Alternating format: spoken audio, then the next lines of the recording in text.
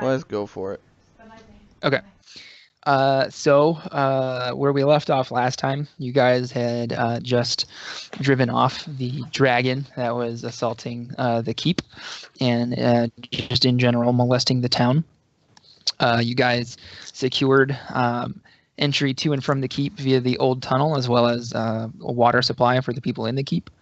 And you also secured the sally port so that if the raiders were to make an attempt on attacking the keep, that the villagers would be able to better defend themselves. And then, so after you guys drove the dragon off, you decided to come back down into the keep and lay down for the night, since it was about 1 a.m.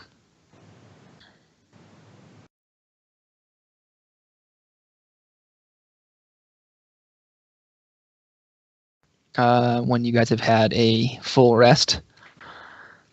So you have all your spell slots back as well as your hit points and any abilities that require a short or a long rest.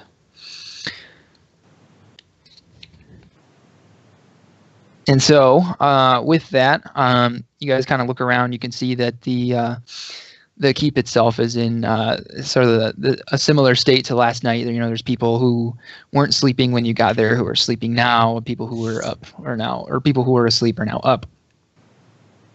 And people are still just, you know, shuffling about and trying to get their bearings and kind of wrap their heads around what has happened here in Greenest. But you do notice that Governor Nighthill is absent.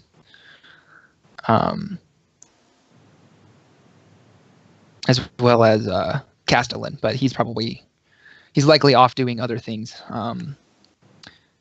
Is there anything you guys wanted to do right now? Anybody you wanted to talk to specifically? Anything like that?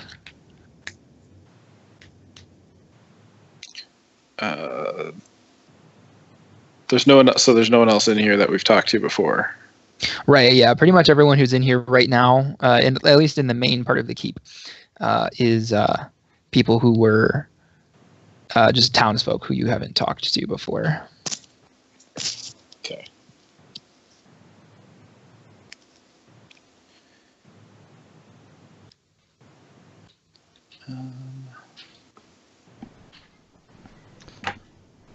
Do we even care about any of these townsfolk? Not a whole lot.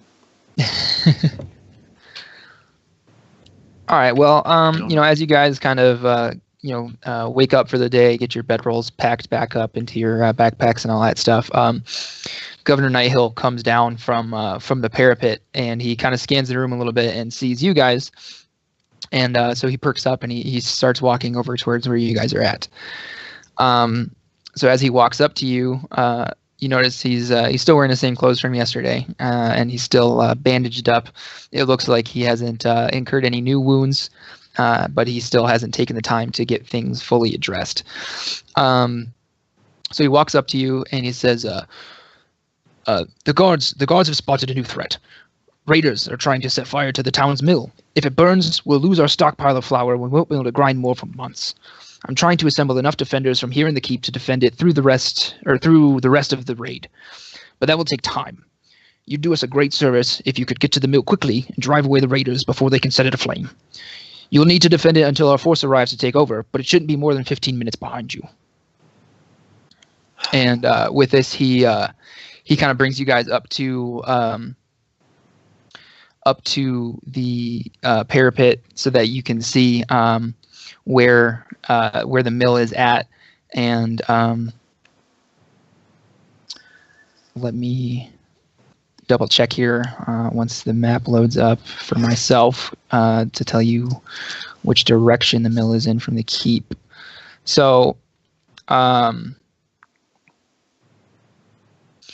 when you guys are up on the parapet, he brings you up to the very top, the turret area where there was only a couple archers before, and you can see to the southeast a very large barn-looking building with a water wheel attached to the outside, and it does appear as though there is some thick black smoke starting up from around the base of it, and you can kind of see some figures moving around it.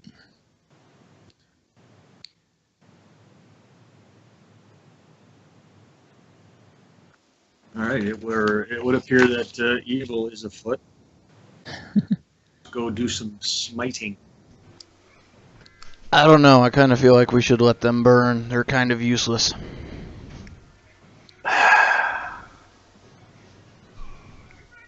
So Tony Pobar is saying that he doesn't want to go kill shit. Tony Pobar is saying that there's a lot of people in this room he could kill, and he's not in a very happy mood after sleeping on a cold floor all night. There was no dirt to sleep on or eat. Oh, did that carry over too?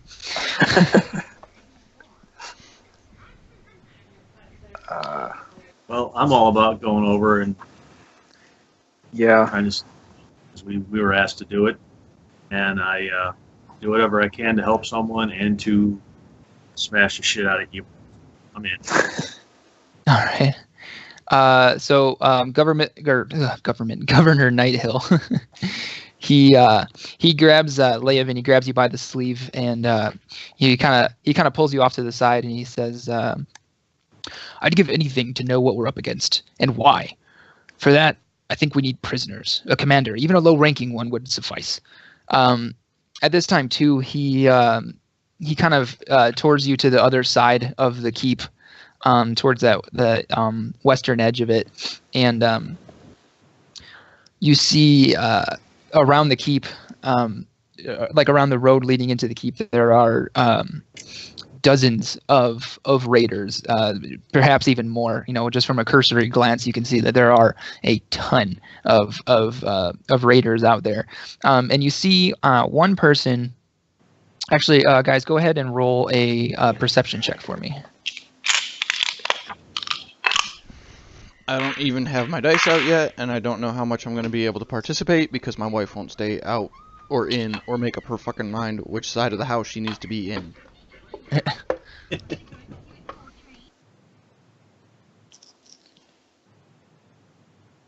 Well, I got a 22. Okay. 17.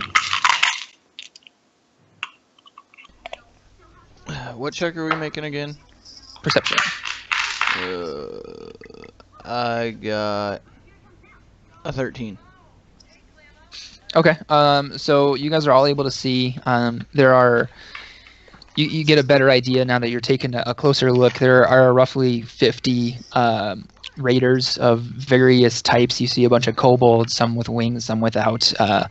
Various robed individuals. Some of them look like the guys with scimitars you've been fighting, and some of them look like the acolytes, the spellcasters that you ran into in the Sallyport Ready Room.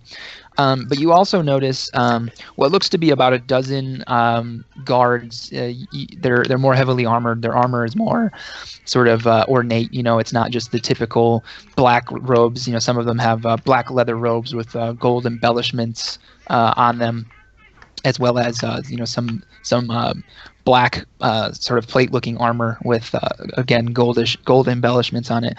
And you see they're kind of surrounding and tending to a woman who is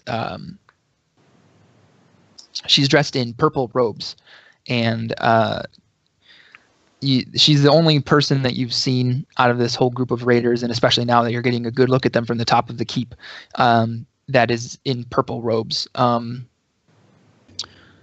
I forget your guys' hooks. Do any of you have any ties to the Cult of the Dragon at all?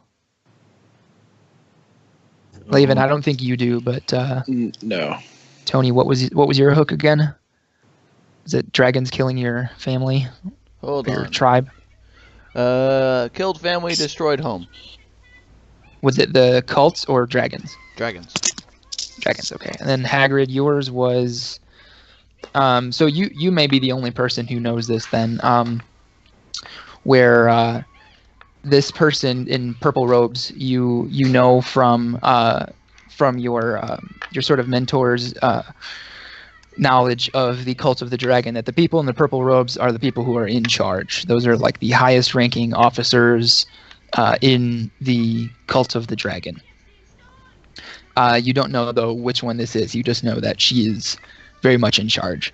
And then Governor Nighthill, he steps up next to you and he goes, "I believe the woman in purple. I think she's sort of important. They seem to be running messages to and from her, and those guards seem to never leave her side. Also, I don't see him now, but I've seen a dragonborn man, a male dragonborn, walking around from time to time. But he's been missing for some time now. I haven't seen him in a while. So if you guys could please, try to capture someone, preferably a commander of sorts. But we need to try to find out what's going on here. Why have these people come to attack us, and who are they?" As well, there's one other thing that's been kind of weighing on my mind, and I'm not sure. I've been hesitant to tell you about it because I'm not sure if it's something that's truly a problem or not. But the Temple of Shantae, it's in the southwest portion of town, just on the other side of the stream.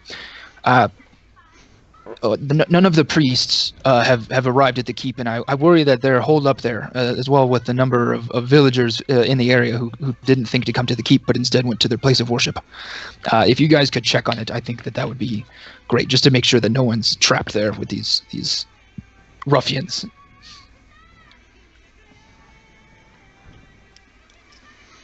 Okay. Alright, well, let's go capture Purple Robe Lady. She seems to be in charge. Cut off the head, the body dies. And then I'm not much for religion. What about the people that are there? Well, if they're anything like these people, I'm not much for religion.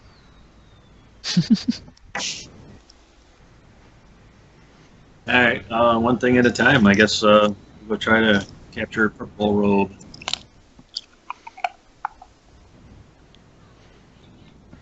But before you guys, so when you guys kind of come to this conclusion, Governor Nighthill, he stops you again really quick. He says, please, the mill, without the mill, our whole town is just in ruins. It doesn't matter if we capture the commander or not.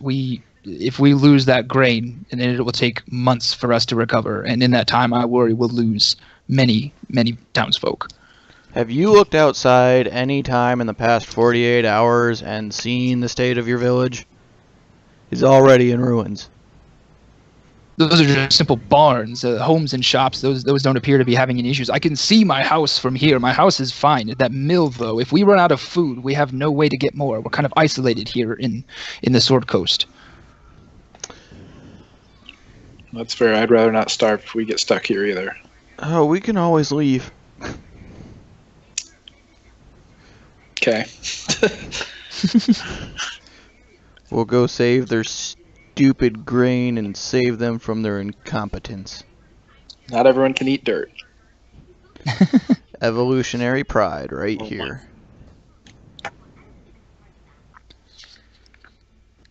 All right.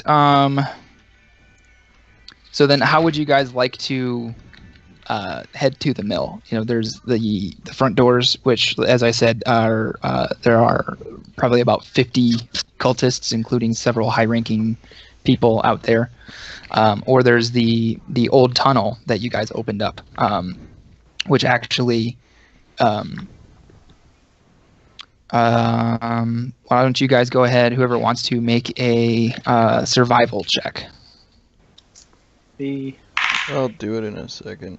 I'm gonna freaking mess with my thermostat. Survival. So that's 19. 19? Okay. Ugh. Same. All right. I'll be right back. Okay. I got 13. 13? Okay. So, Leovan and Hagrid, you guys can see that the old tunnel heads out to the south of the keep. And so it actually cut a considerable amount of time and effort out of your trip to the mill, as opposed to going out the front doors. We should take the tunnel, take less time and limit our exposure. But exposure isn't a problem for me. It is when there's lots more of than dirt 50 down of them. there. No, that's mud. It's wet dirt.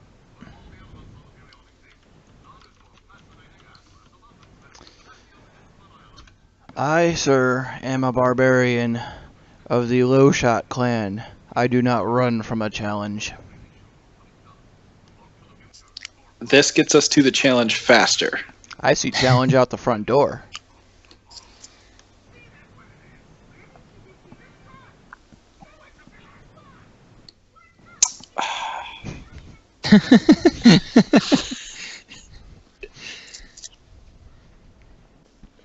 All right. I'm gonna bring you guys over here now.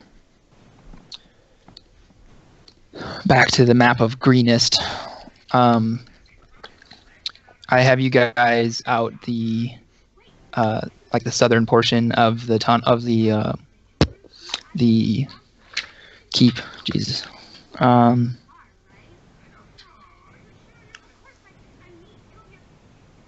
us. And then we will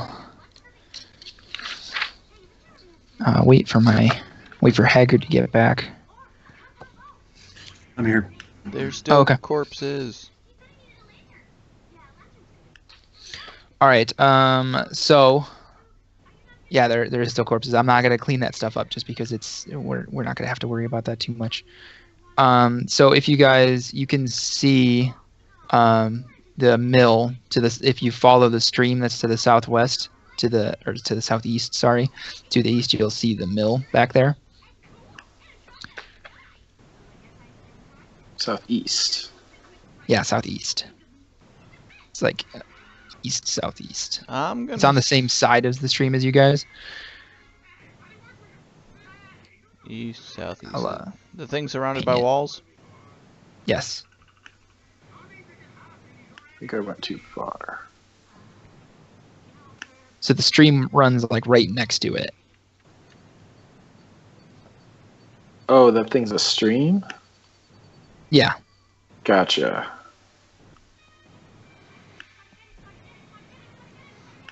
So if we can see it from where we're at, I say we hug the tree line along the stream, pop up behind it. Okay. That's surprisingly smart for him. Nah, it's easier to kill in rapid succession from behind.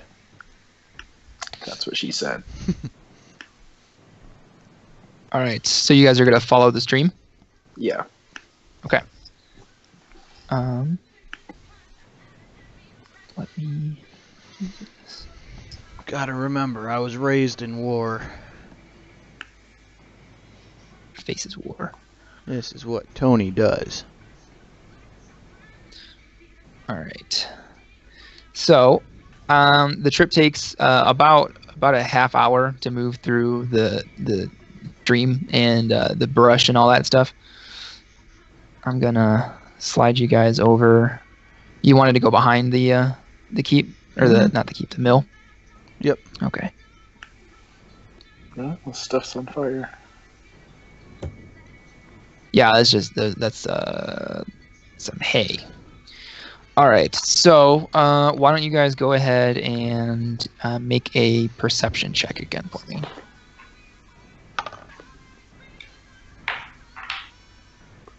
That's the best. I got a 16. 14. Okay. What did you say, Hagrid? 5. 5. Okay. So Toni and Leovan, you guys both notice that there are. I'm going to show you so you can see where the raiders are, and you can kind of see. You notice too after observing the mill for a little bit that the raiders are really making a demonstration. It's all kind of a dog and pony show. They're not really trying to set the mill on fire. So the mill itself isn't on fire. The smoke that is being seen is from like wet grass and hay and stuff like that. Something that'll make a big puffy smoke that's around the mill, but it could be easily put out.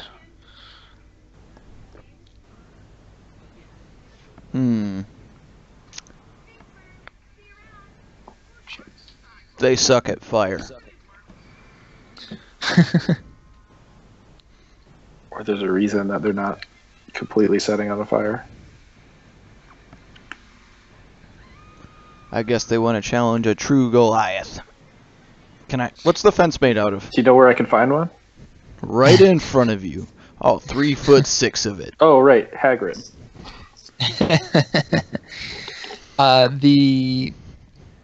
I believe that the fence is just kind of a short wooden fence. Even Toni with a small modicum of strength could get over the fence. It's just kind of there to help keep like neighborhood kids and stuff like that from going into the mill where they could be crushed by the stone mill. Who said anything about going over? I was going to go through. Okay. If you want to do that, go ahead and roll a strength check for me. Alrighty. Let's go with a 10. 10?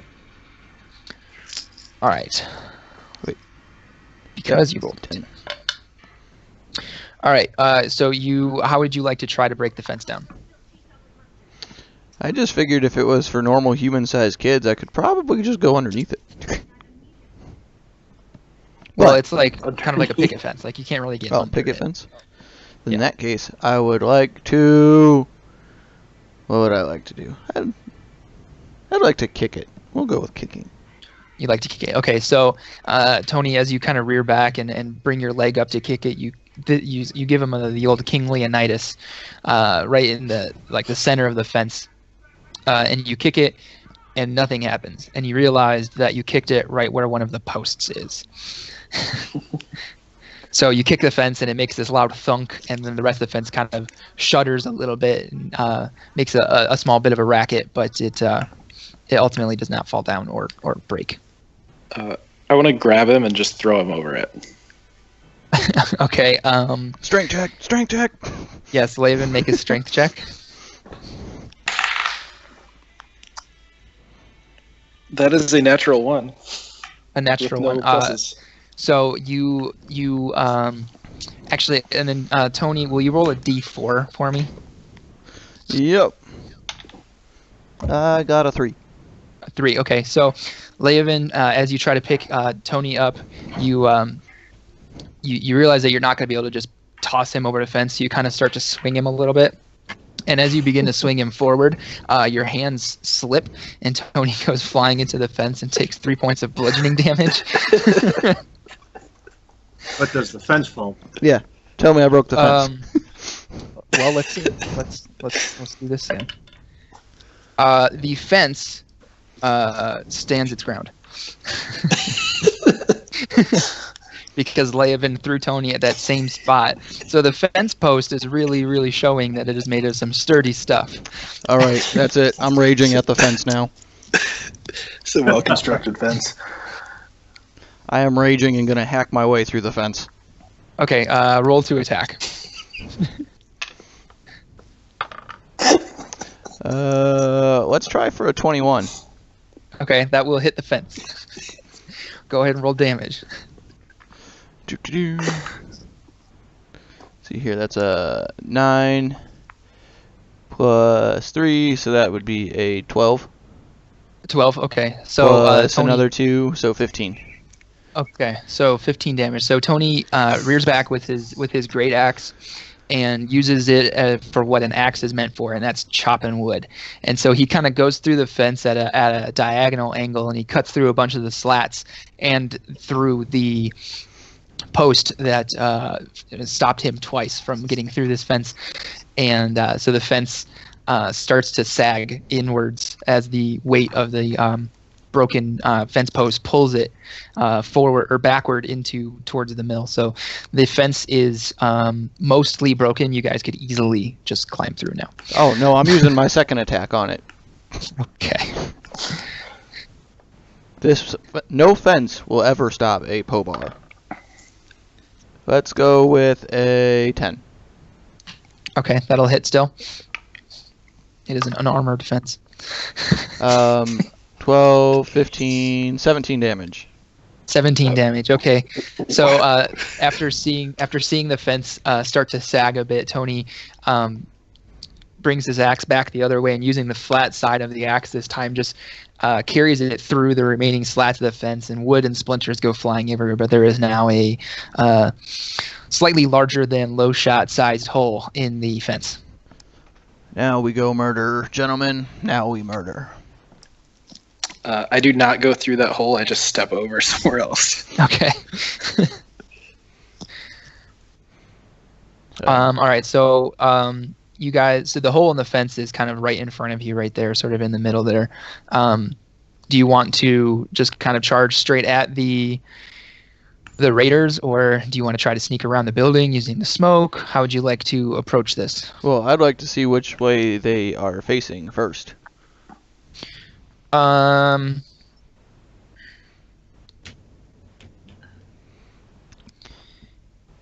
They're all facing the source of the sound because cut the kicking, the slamming into via the failed throw, and the chopping of the fence has made a bit of a racket. So they are aware that there's something going on there, but they can't see where you guys were able to come in at. So they are facing south.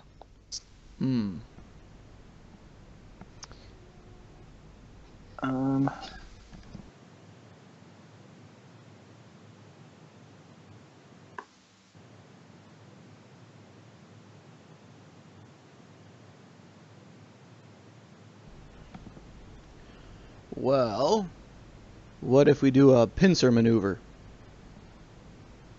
What would that entail?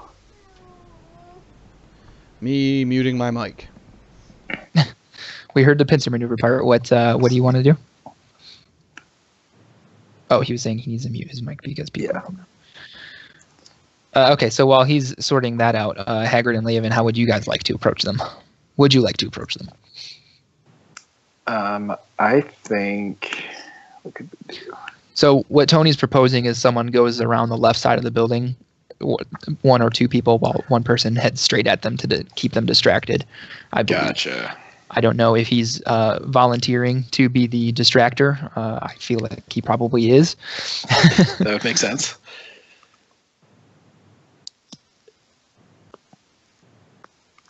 In the meantime, I could use my favorite set some spike growth for them to run into. Okay. Since you guys are currently hidden, why don't you, Leovan, for me, make a stealth check with advantage to see if they notice you casting this spike growth.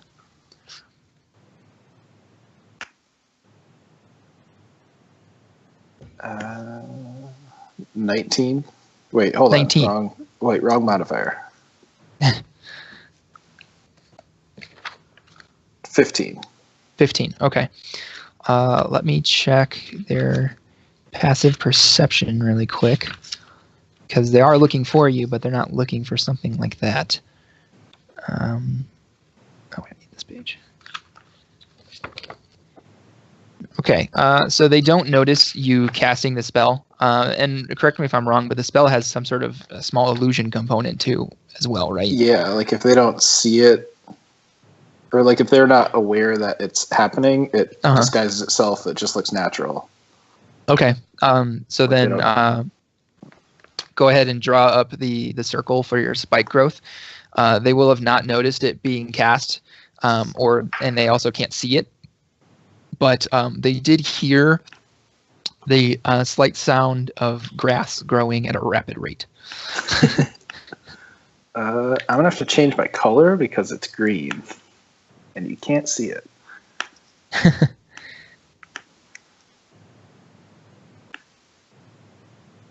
All right, how big is this? 1, 2, 3, 4, 5. While he's drawing that, Hagrid, what would you like to do? How would you like to handle this? 2, 3, 4. Move, I guess. Do you want to just move straight towards the raiders? Yeah. Yeah. Okay. Are you able to see the map? I've seen you pop in and out a couple times. Oh, you can. Okay. Yeah, I assume that's. Let's just put it around. Yeah, I was having trouble with Roll20 again, but it came Oh, back. okay. I think it's because the map is so big. In the future, what we're going to do with these large maps is we're going to, because we already have to put them in chunks in order for me to be able to upload them. So we're just going to leave them chunked so that the maps are smaller. I want to go murder everything. I'm going to go around the back. Well, I guess if they're both going head on, I'll just go with them. Okay. Hagrid, you can move farther if you would like using the dash action. So that would take up your action, so you wouldn't be able to attack anything. But since you're not in range to attack anything anyway, you can move your movement speed again if you choose to take the dash action. What is dash exactly? So dash is one of the movement actions that you have a choice for during your turn. You can take like dash, dodge, or help. Those are all things that you can do that aren't attacks that cost you your action. And what dash allows you to do is move your movement speed again. So you'd be able to move another 30 feet. Okay, I'll do that then. Okay. I am controlling the right yes, thing, yes, right? you are. Right. Yeah. Okay. And then, okay, so Toni, what would you like to do? I'm going to give everyone kind of an action since you're hidden before we roll initiative. But if I can see someone's checking distance now, if that's only 35 feet, then the box is not 5 feet. Yeah, each box is 5. But if you go at an angle, it's a greater distance appeared, but still 35 feet. Yeah, you can move diagonally. So with. I could go to the edge of spike growth then. If you're right here? I think you were right there, so... I was right where I think of what Toni's character is now still. Okay, so yeah, you could move to the edge of the spike growth, yes. All right, I'll do that then. I would like to do the same. Okay. Gotta switch thingamabobs. So that should put me right about there.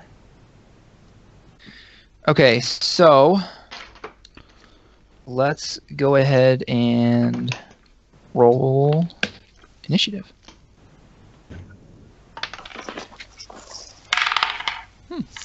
Ooh, that was bad. You roll bad with this character. I don't know if you've noticed that or not. 6. I haven't rolled great. Okay. There are winged kobolds in there, okay. Sorry, I'm trying to get all my pages together, because now, yeah, okay.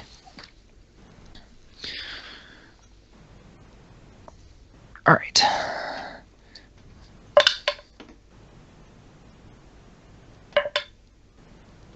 Okay.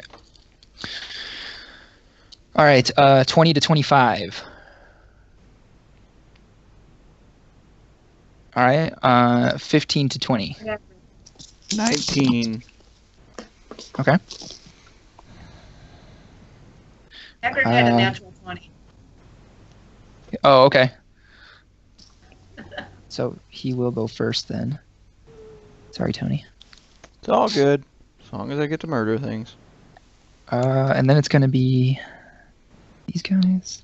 And then, Leovan, what was your initiative roll? 6. 6, okay. All right. So Hagrid will be up first when he gets back from adjusting things on the grill, as I'm sure he is. And then it'll be Toni.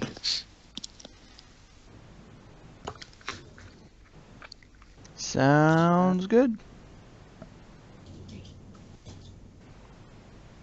Also, one thing I'm going to be doing this session, when you guys complete missions, I'm going to be giving you more experience for them because I realized that 50 experience for driving off a dragon was probably kind of shit. So I'm going to go the other way. I'm going to be very generous this time to sort of make up for last time, and then we'll level out for the next session. Okay. Yeah, when I was listening to that, I realized that I kind of shortchanged you guys there. So the enemies are actually going to be worth more experience now because they're more difficult, and the quests will also be worth more experience. Okay.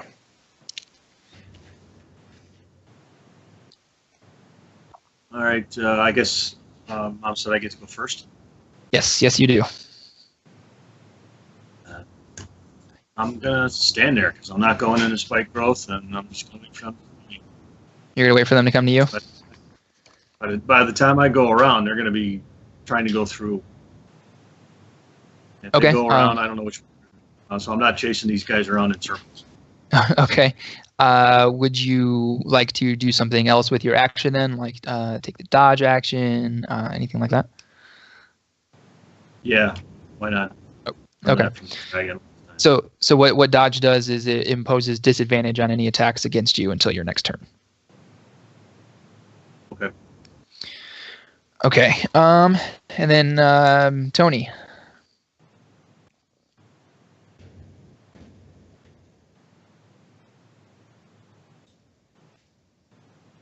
Toni, if you're talking, your mic is muted. I would like to defer till they start walking through the spike growth. Okay, so scream at him. Yep, I'm gonna whip it out and do cock spin at them and antagonize them. There's my bonus action since I'm already raging. Okay, why don't you go ahead and roll performance? Let's see here. That is an 18. An 18. All right, so you have successfully emulated a helicopter with your dick. Good. So that's going to bring us to the kobolds for their turn. The winged kobolds are going to fly. And how far can they move? Okay. All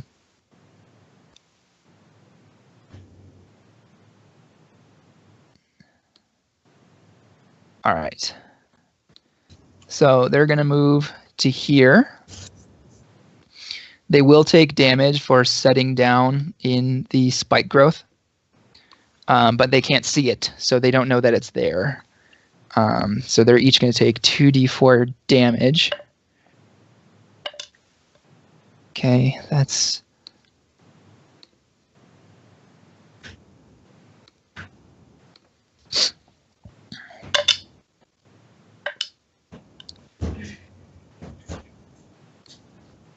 This one.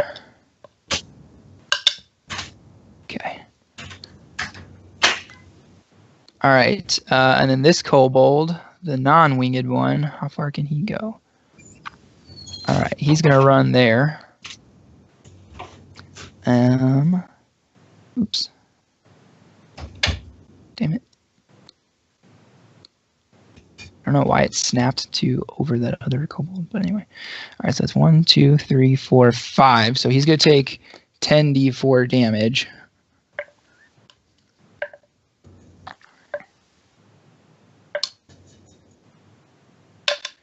And he does die.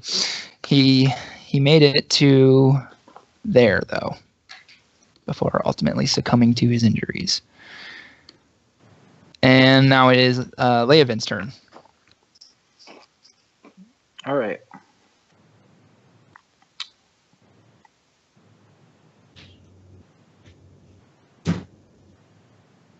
I am going to move 1, 2,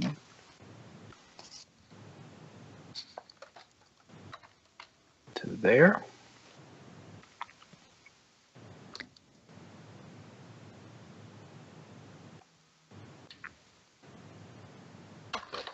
Okay.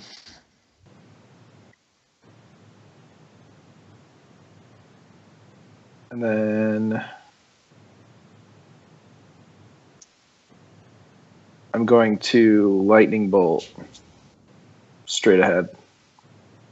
Okay, so you're targeting these 3. Yeah. Okay. What is lightning bolt? Is it a saving throw that they need to do, or is it a attack that you roll for? Let me double check. I believe it's a saving throw. Yeah. Dexterity saving throw. Okay. If they fail it, they get 8d6 lightning damage. Okay. Well, what about on a success? Half that. Half that. Okay. What's the DC? 15. 15. Okay. If it's, yeah.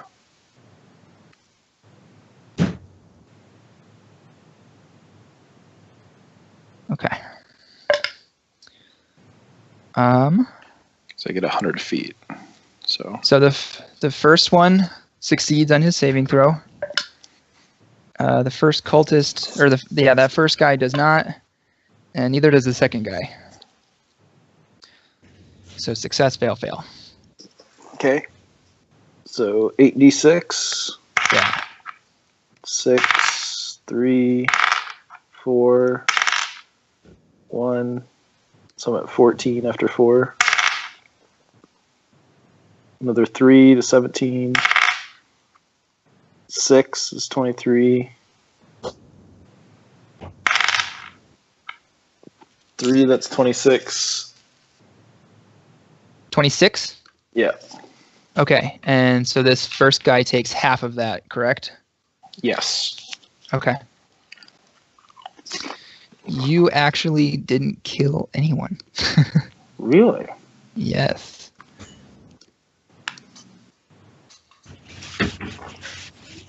I told you things were going to be tougher going forward. Good. Yeah, I thought I was just going to smoke them.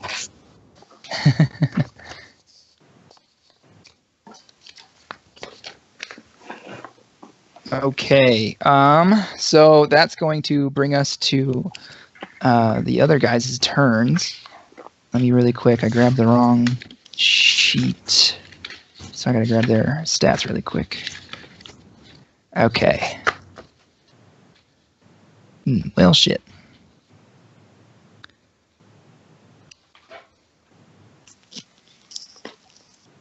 Okay.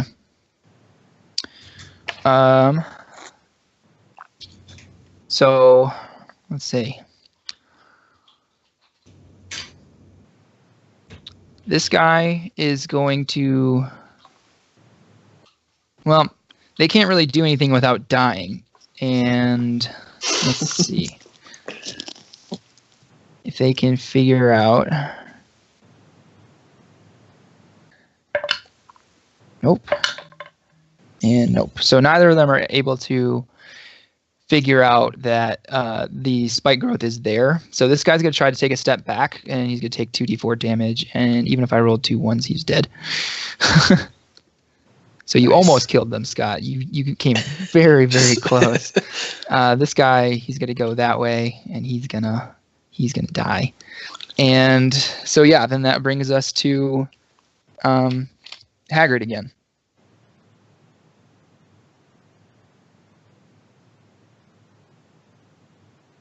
He's outside right now. Okay. All right. Well, then let's do Toni for now then. All right. And 5, 10. I'll take, what is it, 1d4? 2d4 for every 5 feet. But I'm raging, so I'll roll those and see what I get, and then I'm gonna smash this fucker in the face. I got 6 total, so halved, I take 3 more.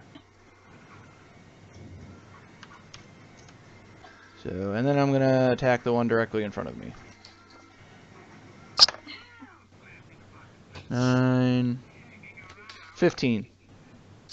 15 to hit. Yep. That's going to miss. Then I'll use my second attack on him. Okay. Let's go with a 20. That will hit. Alright. 12, 13, 14, 15, 17 damage. Okay, so as you swing your great axe again, with memories in your mind of a troublesome fence, you're able to take the wings right off of the kobold, and he kind of he like spins around, reaching for his back in pain, and then falls over dead. Good. And then is Hagrid back yet? No, he's not. He's not. Okay. We'll give him a minute. I don't want to get too far away from his turn, especially since it's the enemies that go after Toni.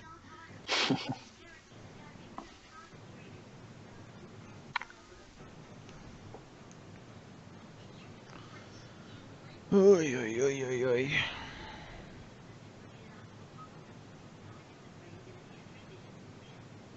Man, that spike growth really, really kills everything I try to do to make combat harder.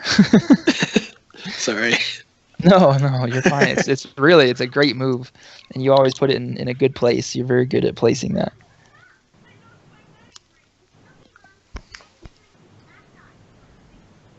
Gonna clean up a little bit after my dog decided to climb up on the couch behind me and kind of sent some dice and stuff flying. That's probably a good plan.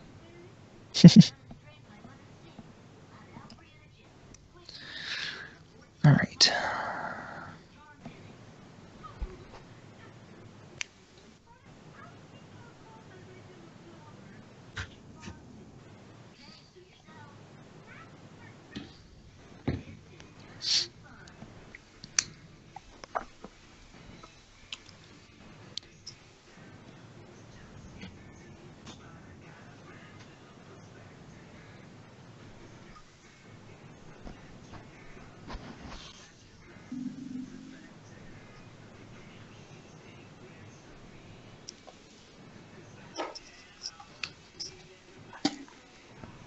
Kane, what?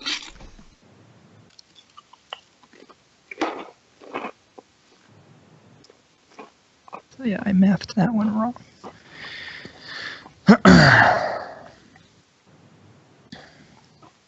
So what are the 3 different creatures we're looking at here? So there's a kobold, which is the leftmost dead thing.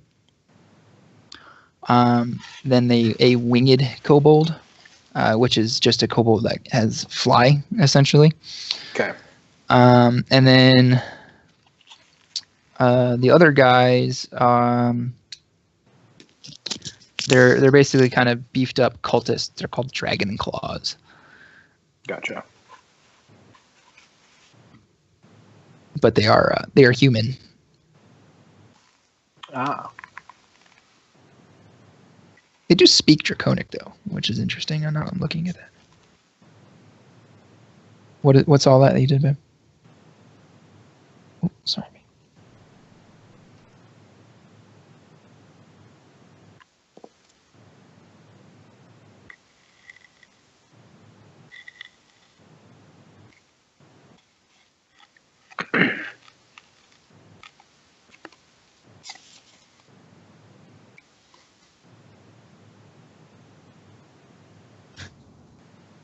So did you end up finding a place? We went and looked at a bunch of different places, and we still have a few more to look at that we couldn't get to because of the limited hours of, the limited office hours on Sundays. Yeah. And some of them aren't even open on Sundays, so we'll have to try to check those out next Saturday if we can. I know Alexis has a meeting going on, so she's not sure how long that's going to take. Yeah, so we have a few, but we looked at a few today, and some of them are really good. We just need to figure out if it's going to be cost effective to move there, essentially. Right. Okay, I'm back. Okay, it's your turn. I take dodge. Did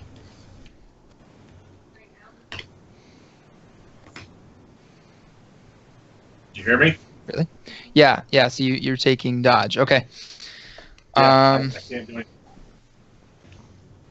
All right, then it's the kobolds again. This one is going to He's going to fly over Toni and drop a rock on him as he does. Okay.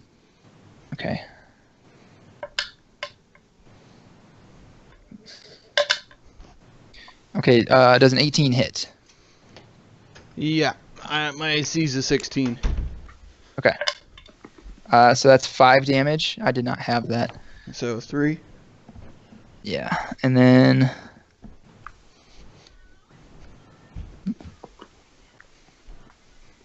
All right. Uh-oh. Yep, this one is going to drop a rock on Leovan. I'm just going to put him next to you. That's going to be an 18. That'll hit. And then that is 6 damage. Okay.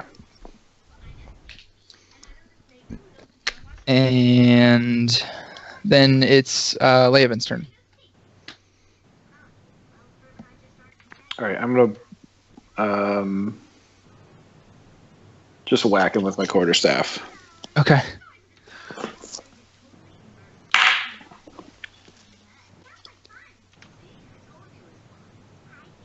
Uh, 14. 14 misses. All right. Well, So as you're sort of reeling from having the rock dropped on your head, you see the kobold kind of land next to you, and you take a swing at him with your quarterstaff. But in the confusion of it all, of the flutter of wings and the rock to the head, you wind up missing the kobold. And then that brings us to Hagrid. Your turn. He's not in the room.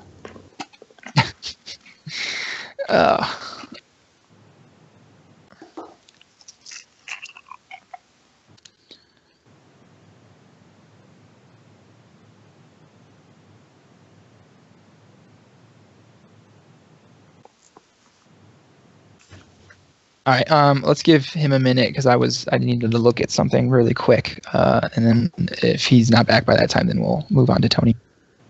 Yeah. He's back. Okay. Guess I get to do something this time. Yes.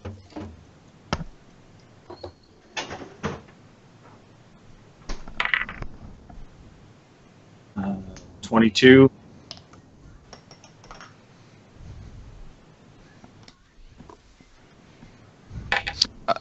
22 will hit. And 5. 5 big points of damage. Get me. All right. So you swing your longsword and you catch the kobold kind of like in the arm, and you slice through his arm a bit. You see a little bit of blood spurt out, and the blood kind of starts running down his arm a bit. But he is still standing and still, as far as you can tell, has faculty in that arm. Right. I'm going to use my extra attack then. Mm-hmm. Again. Okay. Can. 14. 14 will miss. That's what I think. Okay. So Toni, your turn. I want to destroy it. Okay. Actually, I'll take it, even though it rolled funny. 11 won't do shit. 11 misses. Yep. And let's try a second attack.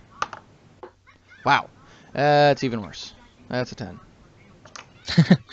All right, so as Toni kind of wheels around, he starts trying to swing his great axe before he's really planted his feet, and he swings once and embeds the great axe in the dirt, and then he tries to pull it back up and hit him again. He winds up swinging kind of over the top of the kobold as he's sort of just flailing wildly in a bloodthirsty rage.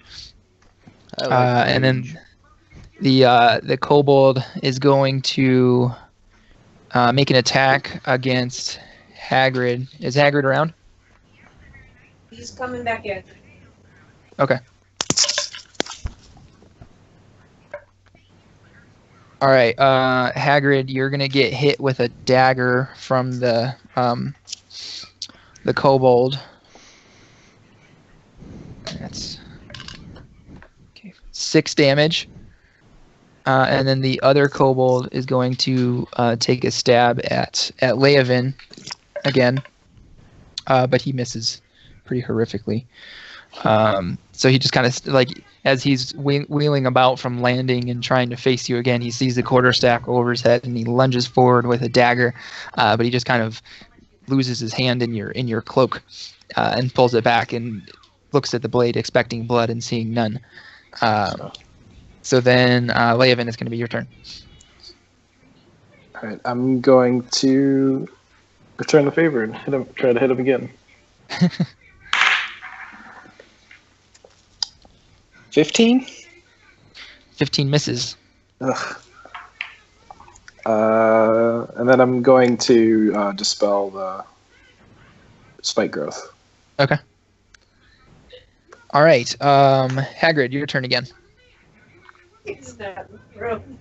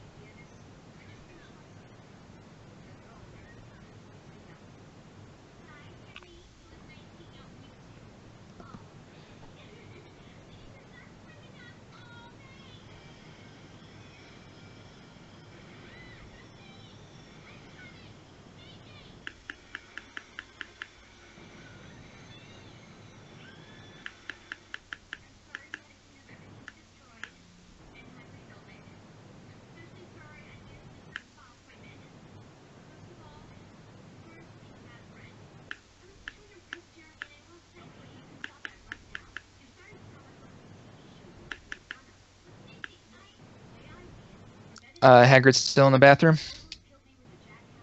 Oh, now Hagrid's going back outside. Yeah, well, I'm the key. I'll stay there. All right, Toni, go ahead. All right, let's try killing this thing again.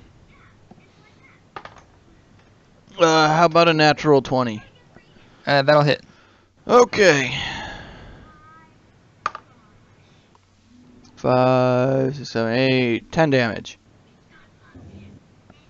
Okay, so that does kill him. So you finally, after flailing madly for the last few swipes, you do wind up finding purchase and giving him a good gash across the chest, and he just kind of like, you hear this disgusting sort of sucking noise as he eventually dies.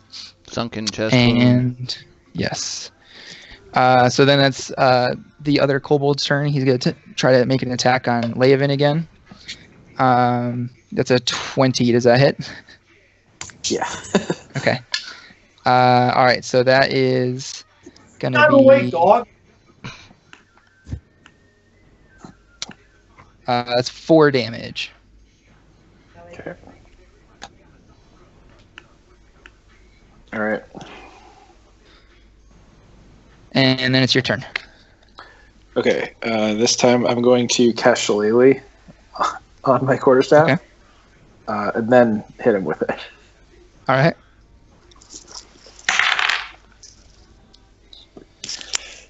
$18. An 18 will hit this time. Good. And then I get to roll this guy. Not that one.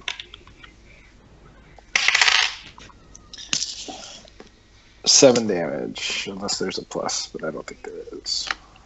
7 damage. 7. All right. 7 damage is enough to kill him.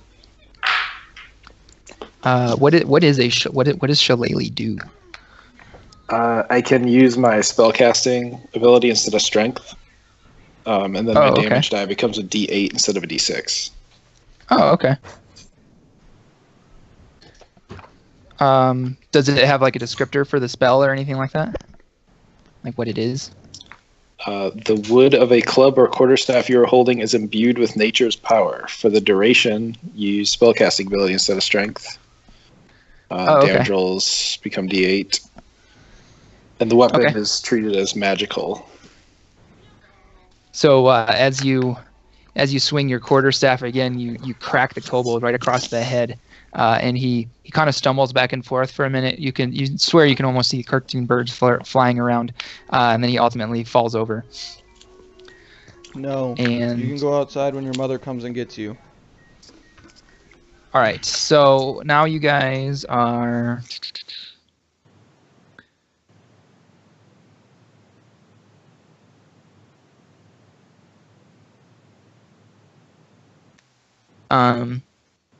If you guys want, you can. Well, what do you guys want to do now? Do you want to check out the mill? Do you want to put out the fires? What do you want to do? Put out the fires.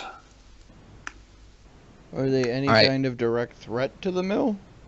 No. So they're basically just sort of small fires set to like wet patches of straw and things like that. So the fires aren't really even burning up the straw. It's just creating a lot of smoke. The spike might mean something, though. I mean, the smoke. Smoke might mean something. Yeah, let's put them out. All right. So you guys spend about 20 minutes going around the sorry, the mill, and you are able to eventually put out all of the patches of grass without too much difficulty, since they weren't, they were really just kind of smoldering, and they weren't full-fledged fires. So now what would you guys like to do? Let's check out the mill. What's so special about it? All right. So as you guys go into the mill, you can see inside the mill, as you walk in through the doors, there's a massive stone grinding wheel that's being operated by the water wheel that's outside the mill in the river. It's generating the power to mill all of this flour. And as far as you can tell, there's no damage or anything like that here in the mill. Why don't you guys, though? What is your passive perception? 14. 17. Okay. Actually, let's go ahead and do another perception check then, as you guys are kind of looking around and investigating the mill. Jeez, I'm terrible. 10. Natural 20. Natural 20. Wow.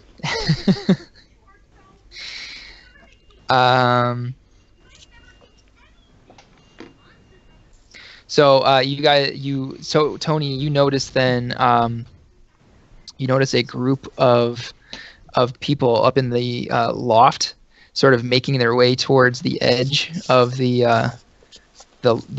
loft, and many of them are holding like spears and stuff like that. Do they appear to be human people or things I should kill people? Up to you. They look like the kind of people that have been attacking you for the last 24 hours. Let's kill. I would like to point up in the rafters so the party members can see, and then I would like to scream a fuck face. All right. So let's have you guys roll initiative then, I guess.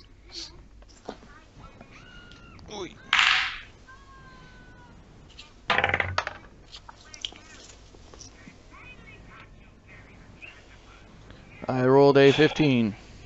And I'm 13. Okay. 17. 17. All right.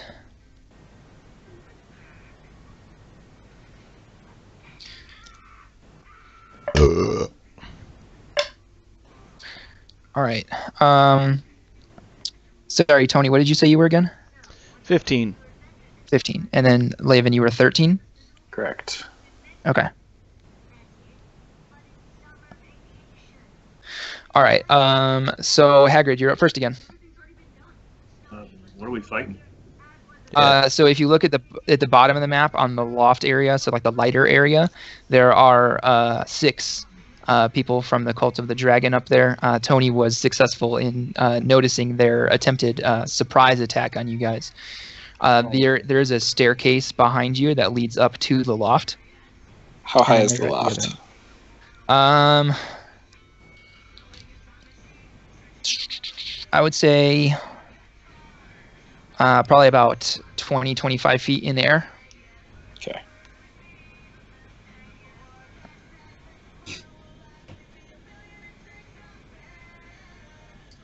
All right. I guess I'll use dash to try to go up to the loft. Okay. Since I don't have ranged attack any further than I can piss. Right.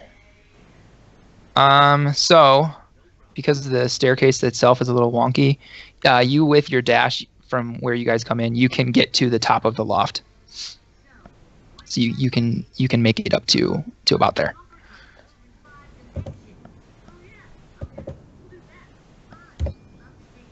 Do I? Yeah, I do. All right. Okay. And then Toni, it's your turn. I'd like to dash up there, trading in my attack, which should put me about the same spot. Yeah. Yeah, 45. Yeah, it'd put me on the other side of Hagrid. Okay. And Go for then it. after that, I would like to perform the rage.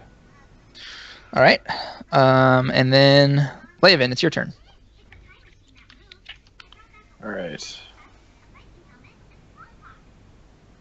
I am going to conjure us some animals Okay. and bring in 8 wolves. 8 wolves. Yeah. Wow. Okay.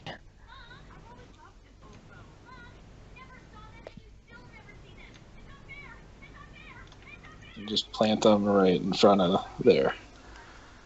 Okay. Yeah. Sorry, I need to grab those.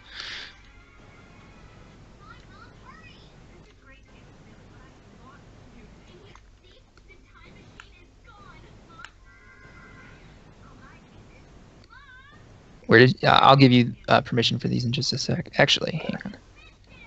Let me do that. If I do this,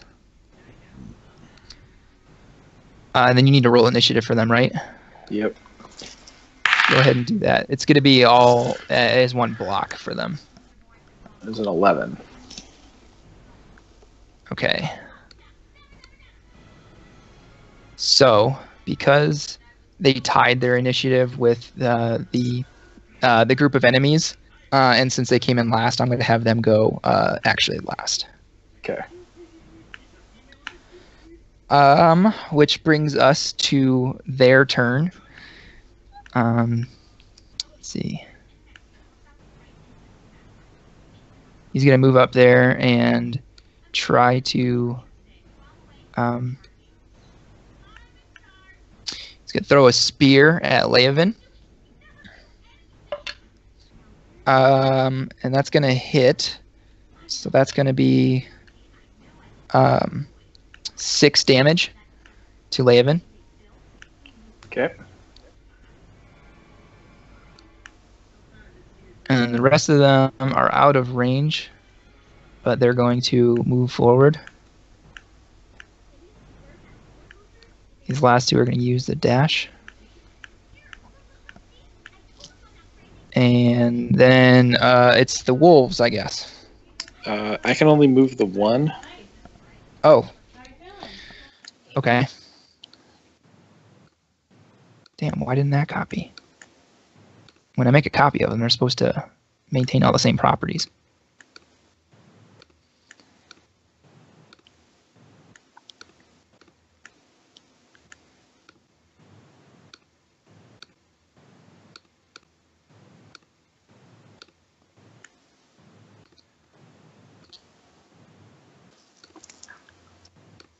Okay, I'm working my way through those. What are you going to have them do? Just run at those guys. Are any of them able to make it to them? Most of them should be.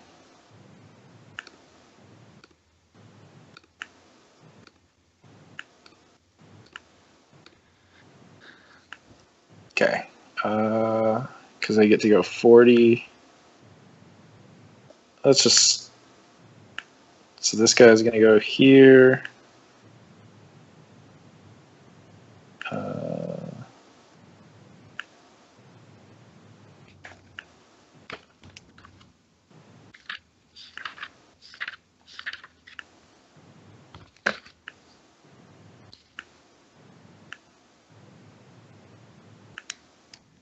Just go with that configuration, and both of the two in front are going to bite at this guy. Okay. That was a 7, so that's terrible. That's going to miss, yeah. And that is a 16. That's also going to miss. Oof. Okay. So as the wolves kind of run up, they're snarling and gnashing their teeth. But as far as anybody can tell, for the most part, it's for show right now. Okay. Then we're back to Hagrid. Out of the building. Ah. All right, Toni.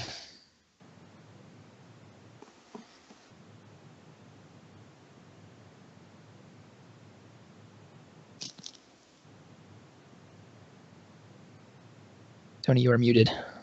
I think, unless, yeah. Or absent. I don't know. Is that you measuring stuff? Yep. Leovan? Oh, okay. Yeah, I was just seeing how far out they were, because I didn't want to like completely block their way. Right. So like, it looked like they had too far to go. Teammates can occupy the same the space. same square. Yeah. Gotcha. Okay, You just can't occupy the same square as an enemy. that makes sense.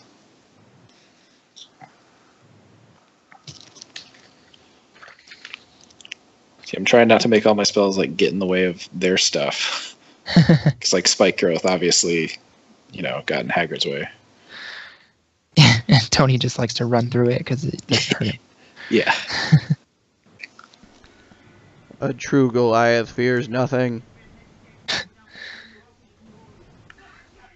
All right then. Tony's up, right? Yeah, is Hagrid still outside? Yes, he is. Okay, so yeah, Toni, let's go with your turn. How far is this?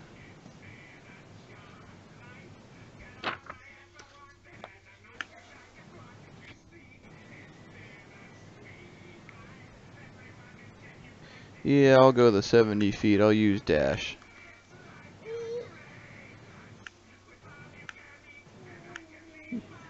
Is dodge a bonus action or no?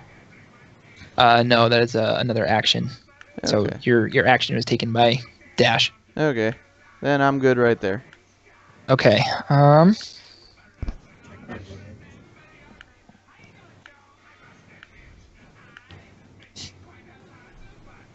Is Hagrid back yet? Yep, I just got back. Okay. It's your turn. All right, so these are wolves.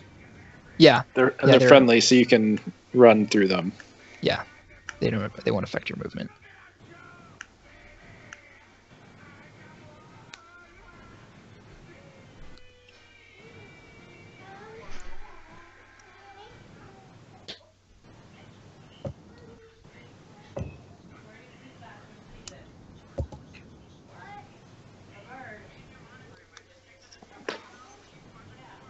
All right, that was dash.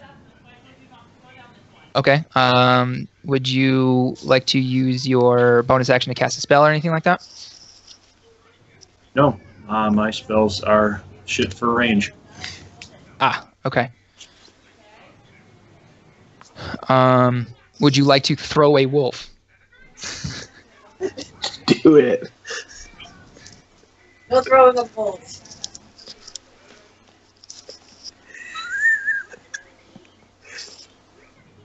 He's left the building.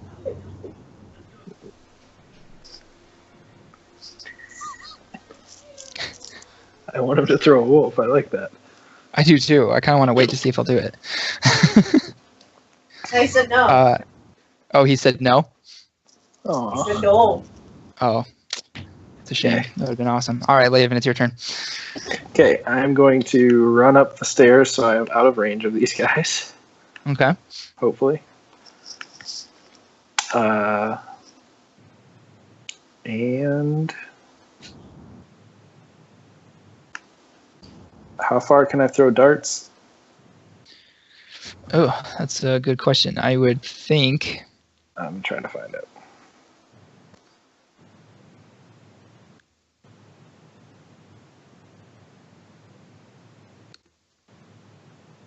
I would think like 20 feet. I'm almost I there. think it's 20 feet, 60 feet with disadvantage. That sounds right. Let's just go with I'm nowhere near in range yet. So, yeah, I'm just going to hang out in the back for a second. Okay. Yeah, they are 2060. I just looked it up. Perfect. All right. So then, let's see here. This guard, he's going to attack the wolf with his spear. Oh, come on now. Wow, okay. So he misses. That cultist there is going to take a swing at Toni, but he's going to miss too. Jesus, I'm rolling really low now all of a sudden. This guy...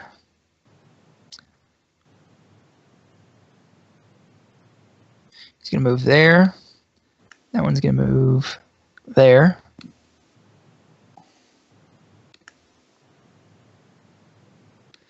And then this guard, he's going to try to throw a spear at Toni. Dude, what is going on here? Why are my dice like... Jesus. All right. He's going to sail that one long, and it's going to fall through the hole in the loft there. So that brings us to the wolves, I guess. All right, attack. All right, so those two in the front again are going to bite at the first guy there. Okay. 15. Nope. 16. Also nope. Still just snap it at the air. Yeah, so again, they're kind of all for show there. This guy is going to leap across to there and bite at this guy. Okay. 14, so he's going to miss. Yeah, that one misses him.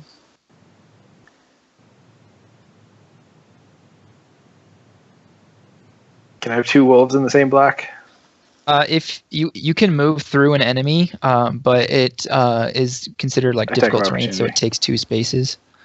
Okay, let's have him go across. If you were to try to run past him, then I would say it would be an attack of opportunity. But since you're just moving through him so that you can attack him, then it's okay. Okay, so he's gonna then snap at him. 16. One day these things are gonna do something. Which one did he attack? The one that he went through? That guy? Yeah. Yeah. Okay. So yeah, that will miss. Now I gotta check. Can these guys like leap the chasm, or is this all solid? It'll take a acrobatics check. What is their acrobatics? It'll be dexterity. So +2. All right, these two are gonna try to jump over. Okay. 13. Okay. For both of them. The first one. Okay, so the first one's going to fall. He's gonna almost reach the other side. His front paws will catch it, and he'll kind of try to scratch his way up, but he ultimately falls down and takes takes 1 bludgeoning damage. Okay.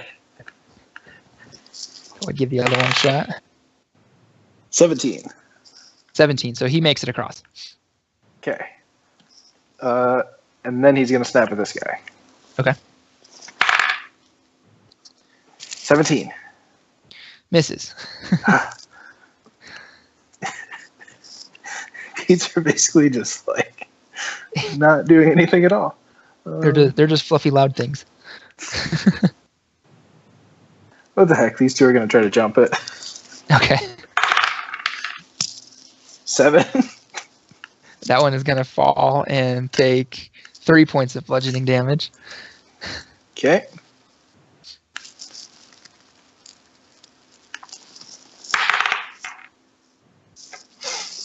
How much damage? Oh, did he miss 2? Yep.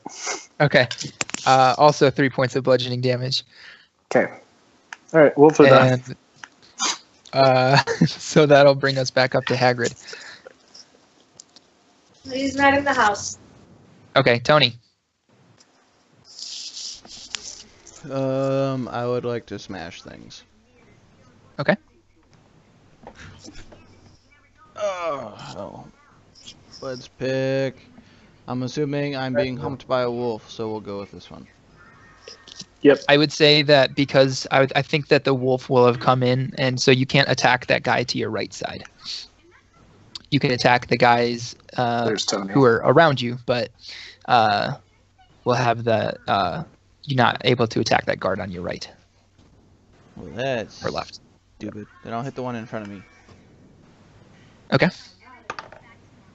Let's go with a 23. Okay, a 23 will hit. 11 plus 5, so 16 damage. 16 damage. Okay. Wow. Yeah. You did. You killed him. Okay. Then I would like to attack his buddy next to him. Okay. Let's go with a 24. That will also hit.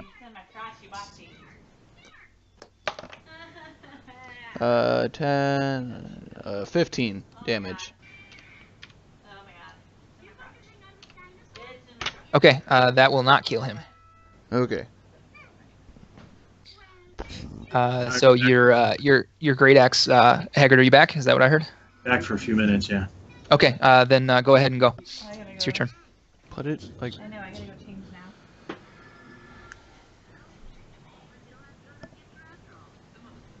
Underwear.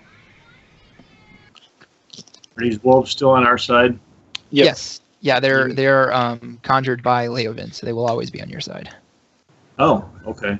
I wasn't sure if it was like a control animal kind of thing. Oh no, they're his. They're fey spirits. Interesting. Want a snack table? All right, I guess I'll swing at that guy I got close to. Okay. That gives me a 19 to hit. That will hit him. And woo, big numbers this time. 11 for damage. 11. Okay.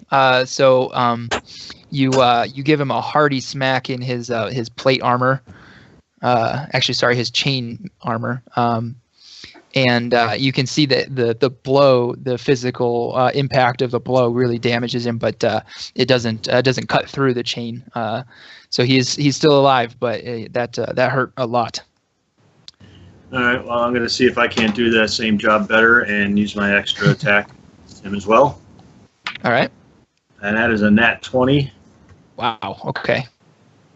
And damage. Oh my! 8 on an 8-sider. So that's 12 d4.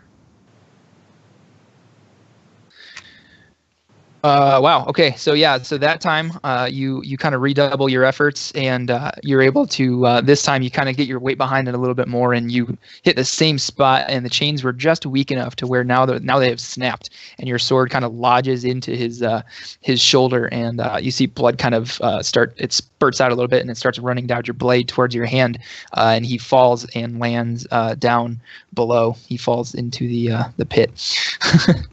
Surrounded by wolves. Surrounded by wolves. And then also, Hagrid, if you want to, you can finish your move. I know you only moved 5 feet, so if you want to move through the wolf to get to the rest of those guys, you totally can do that.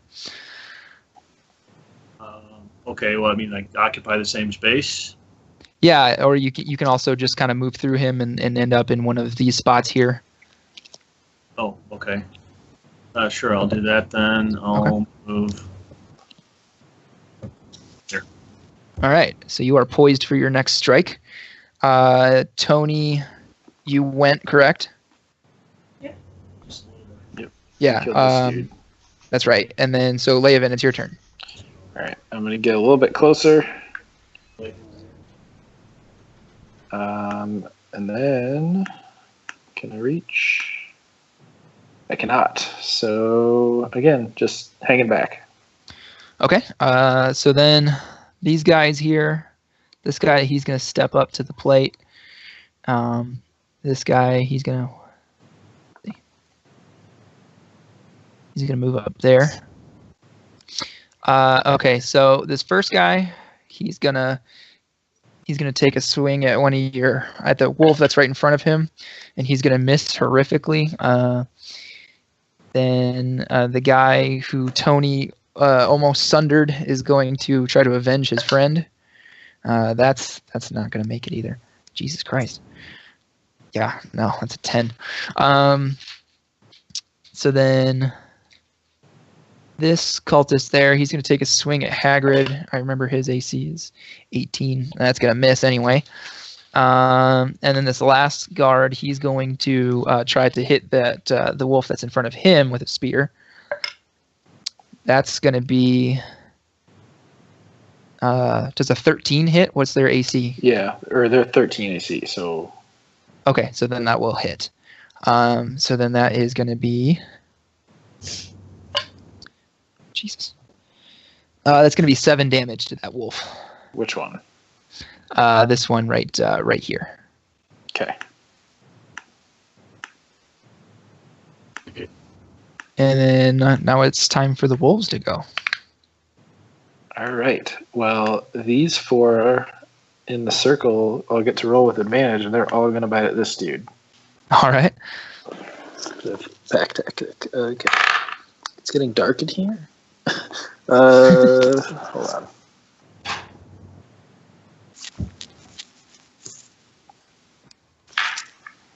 $17. Miss. Okay.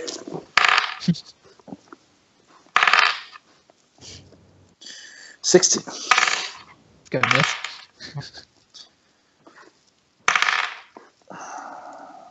$18. Ooh, that's gonna miss too. Oh.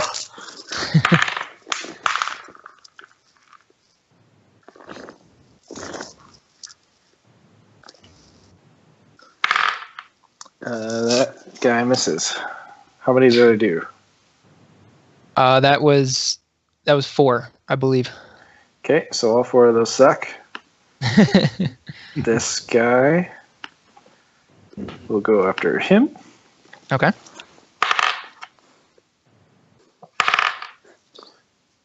About time. That's a 20. Did you roll that one with advantage? Yes. Oh crap! That one. No. Yeah. So what was the first one? Do you remember? It was lower. That guy doesn't have as high of an AC though. So do you remember what it was? Nope. Because I just rolled real quick because I saw it was terrible. Okay. I'll just go with he missed. Just go ahead and roll again. Okay. Just 1. Yep, that's a 7. Okay. So then he does ultimately wind up missing. All right. And what about the other ones are themselves? just gonna kind of whimper down there. Okay, you're not going to move them around to try to bring them back up? Nope. All right. They are down there licking their wounds. And then Hagrid, if you're around, you're up. Yep. All right, I got 2, whatever they are, in front of me. Is that correct? Yes, sir.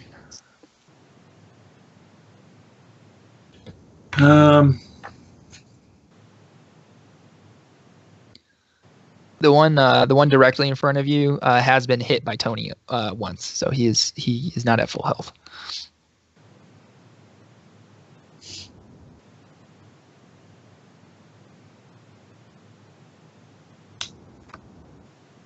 All right, I'm just going to swing them. Okay. Oh, boy. That's an 11. That misses. Yeah. Yes. And for my extra, 17. Okay, a 17 will hit. Oh, okay. And that one will take 9 damage. 9 damage. All right. So kind of coming off of the... who did we just lose? Someone? Scott just fell off the call. Yeah, he'll come back though. So kind of coming off of the momentum of your last kill, you run forward and you're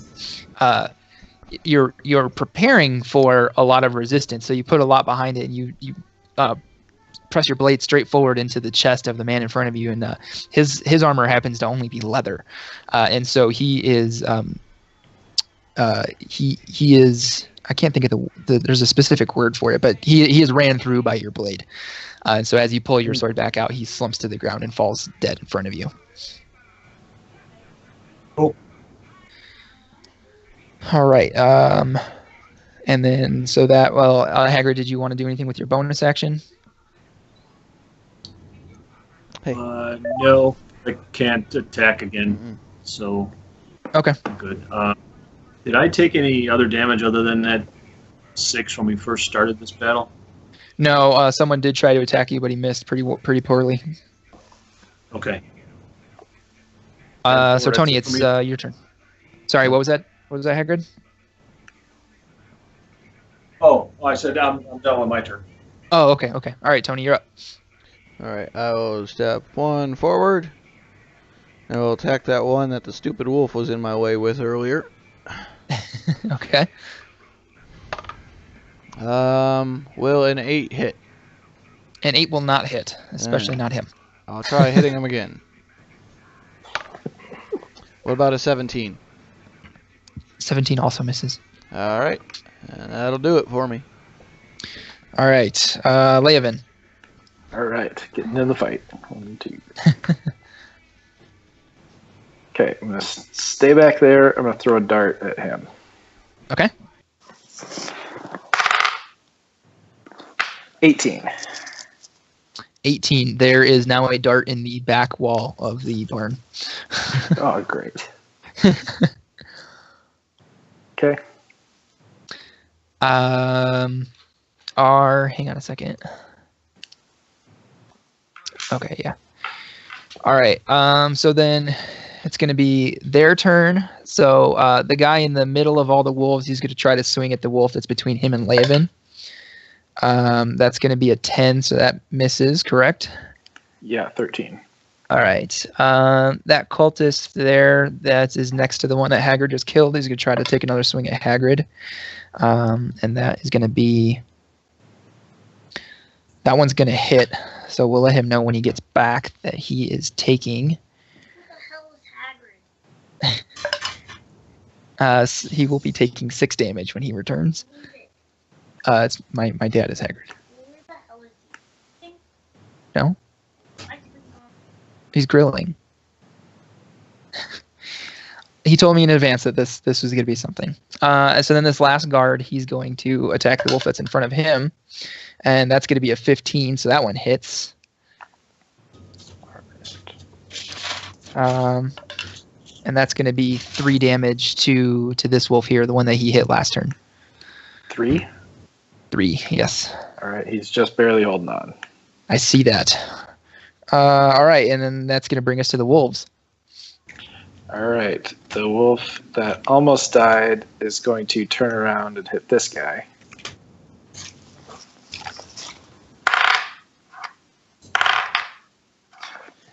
16. To which one? Sorry? The guy behind him. No. Okay. Then the other 3 are going to attack the guy in the middle again. Okay. Maybe. 15. Nope. 7.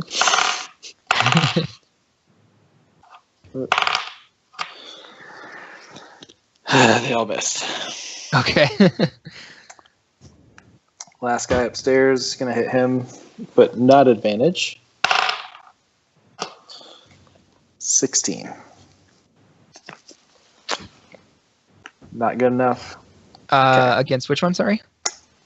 Him. Yes, 16 will hit. Ooh, okay. I don't even know what I rolled for damage. All right. 2d4 plus 2. 3 and 1, so 6 damage. All right. He is bit. Finally, one of your wolves is able to find purchase on someone, and he grabs. He kind of grabs his leg, and his teeth dig into the leather boot, and he gives him a shake, and so like it kind of hurts him a little bit, but it didn't break through the leather or anything like that. So it did some damage to him, but it's not really anything that's gonna slow him down at all. So what are the other 3 doing? The other 3 are gonna head towards the stairs now. Okay, now they're gonna get moving. All right. So with that, then that's gonna bring us back to Hagrid. All right. I have got one guy close to me that I will attempt to cleave. Okay. That is going to be a 23. That will hit. And 9 damage. 9 damage. All right, he is just barely hanging on. You took a swing at him, and because of sort of the awkward angle that you have to be at because of his dead friend that's in front of you, you're able to slice through his leather armor across the chest, and you see the flesh beneath has been cut, but he's not. It didn't turn into this nasty sucking chest wound like what Toni did to that one kobold. You're welcome, Pumpkin. All right. Then I use my extra attack to try and hit him again, and that's a 19. All right, that will hit. And 10 damage. 10 damage. Okay, so then as you kind of followed through with your sword, you noticed that it cut him and he was bleeding. So real quick, you gave him a quick punch with the edge of your shield, and it hit him right in the throat. And all of a sudden, he's making this choking noise. He gets a panicky look on his face, and eventually he falls down as well. And he's dead. Crushed larynx. Awesome. Yes. Would you like to move through them to get to anybody else? Is there one more I see still? 2 more, actually, right? Yeah, so there's the guy in the gaggle of wolves, and then there's the guy who's sort of in the back there. Okay. I guess I here in stands. Okay. Were you around when you took 6 damage from the guy you just killed? 6 additional. So he gave you 6 damage, and I wasn't sure if you were there to hear that. This is 6 more in addition to what I had prior. I'm not sure. So when they made their attack on this guy here attacked you on his turn, and he did 6 damage to you. That would be additional, and I have it down. Okay. All right. Cool. So with that bloodshed having passed, Toni Povar, you are up. Did I take any damage in that last exchange? I wasn't present. No, you did not. The multitude of wolves currently has their attention for the most part. All right, then I'll still keep trying to go after that one. I don't think a 10's gonna hit. No, a 10 will not hit. What about an 11? Also not gonna hit. And that'll do it for me. All right, you're rolling really low today. All of a sudden, yeah, I'm swapping dice. Yeah. Ah, yes, dice jail. Okay, Leovan, you're up. All right. I'm going to take a step into the wolf and hit him with my shillelagh. Quarterstaff deal. All right, so you used your bonus action to cast Shillelagh, and then you're gonna hit him. No, it's still active. How long is that? Is Right? the duration for that? Oh, maybe I'm wrong. Either way, I'll do it again then. Okay. Yeah, because you That's guys spent like 10 or 15 minutes outside putting out the fires that were coming in. So that's an 18. An 18 will just barely miss him. You're gonna hit something someday.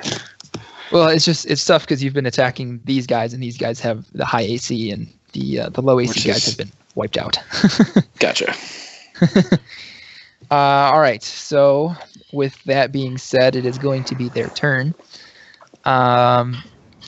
He's going to keep attacking at the wolves, though. You know, this pressing advantage that these wolves have with him being backed up essentially to the end of the loft has got him a little perturbed. So he's going to try to attack that wolf again that he's been swinging at. That is going to hit him this time. That wolf is going to take 6 damage. The one that you're sharing a space with currently. Okay. And then this other guy, he's going to try to finish off that wolf that he's been stabbing repeatedly with a spear that just won't fall down. And he's going to do it this time because he did 3 damage to that wolf. The one that was barely hanging on? Yes. Yeah, so that one is dead. He dead. But it is now the turn of the wolves. Turn of the wolves. One of them might actually bite this guy this time. Maybe. You'd think rolling with advantage like 13 times would actually work, but no. Right? 16. Yeah. You would hope. That's a 16. All right, I'm going to try to roll it differently. Let's see. A 5 and a 2, so that's terrible. These wolves are terrible. Meanwhile, this guy is going to go after him. Okay. He would have had pack tactics if he would have been able to get there a turn sooner. Yep. 16. Also will miss. Sorry. Okay, Cool. What about the 3 that were running? They're going to actually make it up the stairs this time. All right. We'll just say they got about there. That sounds just about perfect.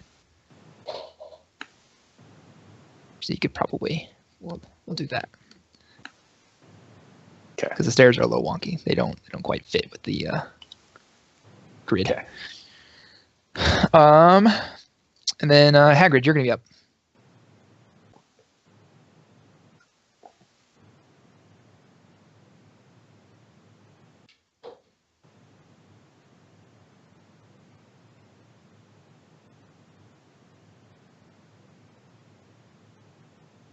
I think they're both gone now. Oh boy. Where's my alarm system? Who's all gone? I think my mom and dad are both out of the living room now. Ah. Yeah, April decided to leave me with all 3 kids so she can go get drunk with her friend. Oh.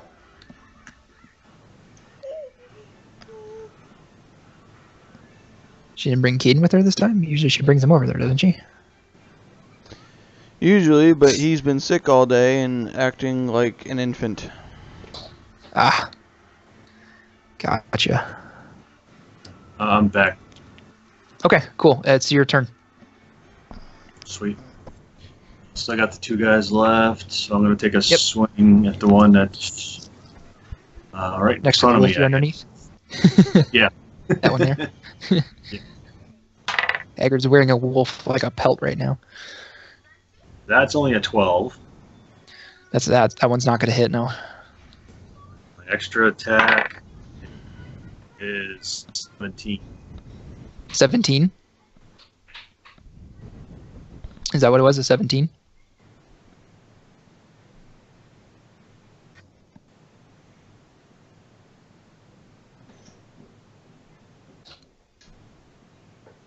Okay, a 17 is going to miss, unfortunately.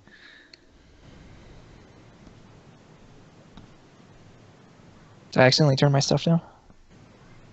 I can hear you. Oh, okay. I see like sound coming from it. Okay, I'm back. I can hear you now. Okay, cool. You said you rolled a 17, right? Yes. Okay, yeah, unfortunately that's going to miss, which is going to bring us to Tony. I'm carrying 3 kids and a great axe Pobar.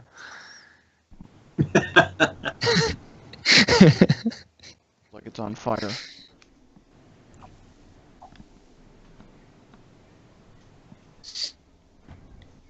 So, give me a second. Sure. Whatever. Burns down, not my problem.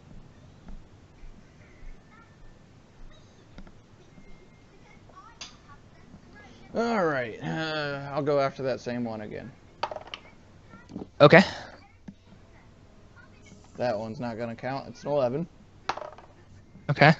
How about, finally, a 23? 23 will hit. Thank God someone finally hit these guys. 11 damage. 11 damage. All right. And then Tony, why don't you go ahead and make a strength check for me, and that's going to kind of set the DC for something. Alright. Well, with how I've been rolling, I'm going to go to one of my shitty dice. How about a total of 6? A 6. Okay. All right. So as you swing your great axe and mix, and you swing back through it, he's able to block it with his shield and sort of take the force damage of your great axe. And you see his rear foot start to slide a bit towards that the ledge of the loft, but he's able to maintain his position on the loft, and kind of, after absorbing your hit and taking the damage from it, he's able to kind of push your great axe back and regain his footing. Which is going to bring us to Leovan. All right. I really want to just try to shove him, but I don't think I'm strong enough.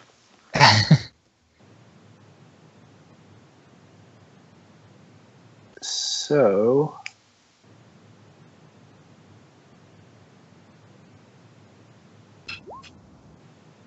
yeah, I'll just whack him. All right, with the shillelagh. Yep. I missed.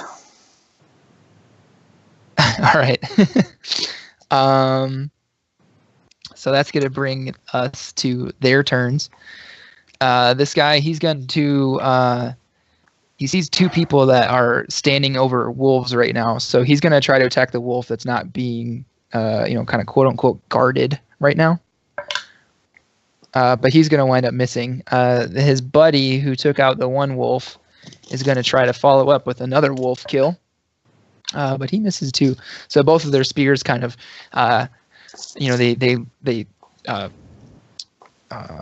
they stab forward with their spears, and the wolves are able to sort of, deftly dodge out of the way, since they're on high alert, and also sort of low to the ground for a full-grown man to be stabbing at. Which is going to bring us to the wolves again. All right. You're gonna do what they do and snap at this guy and never actually hit him. Unless that one rolled a 20. That one missed. And that one missed. So the one hit him. I assume a 20 would hit. Yes, a 20 will hit, yeah. Okay. So go ahead and roll your damage. That's 8. 8, okay. And then the one that's yeah, go ahead. So that is actually going to be enough damage to kill him. So the wolf, finally able to find purchase, takes a bite sort of on the inside of his leg, and you see the wolf shake his head back and forth viciously and tear it away. And as the skin comes away, you see a fountain of bright red blood come. It goes shooting out of the guy almost as fast as the wolves attack, and within seconds he's dead. All right. And then the last one by himself is going to try to hit. And he'll miss. All And righty. then these guys will come running. And then they're done. Yeah. Okay. So they'll get right up there. Hagrid, there's one man left, and you are the man with the golden sword.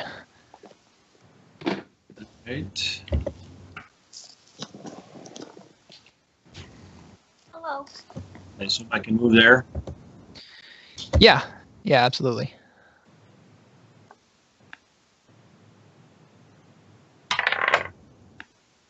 That will give me a 23. A 23. Okay, that'll hit. And 9 for damage.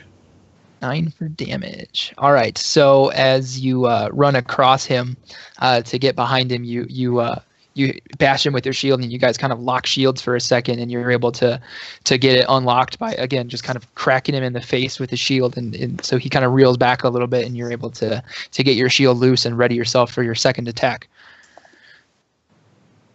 And my extra attack is, going to miss big time with an 11. All right, so after your little shield exchange, he's able to just in time swing his shield at your sword as it's coming down and knock it to the side. And then Toni, it's going to be your turn. I will attack the last remaining enemy. Okay. How about an 18? An 18's going to miss. All right, let's try attacking again. Let's try an 18 again. Still going to miss. Although I do like your moxie. And that'll do it. Okay. Leovan, you're up. All right.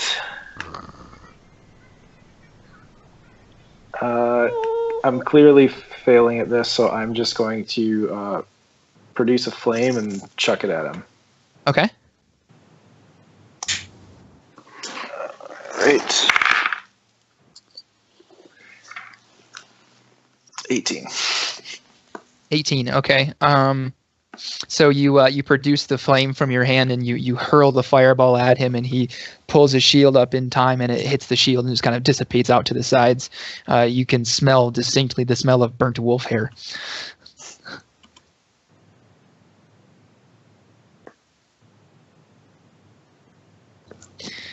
All right. So is that going to do it for your turn, Leovan? Yes. All right. This guy who's kind of locked in combat now with Hagrid, he's going to take a stab at him with his spear. And that is going to hit. And Hagrid's going to take 3 points of damage. So he's able to stab in with his spear, Hagrid, and get it just between you and your shield, and he grazes your upper arm right around your shoulder as he pushes through with the spear, and then as he pulls it back, you kind of feel the searing pain finally of the spear having cut you. And then the wolves are up.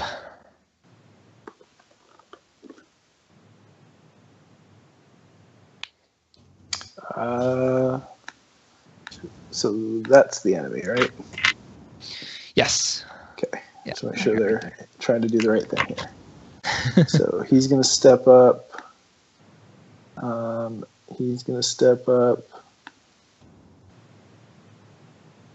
And those three are all going to make an attack on him. All right.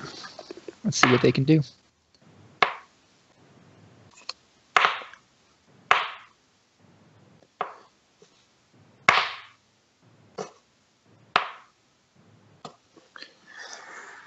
Lots of 14s. All right, so those are going to miss. What are the other four wolves going to do? One, two, three.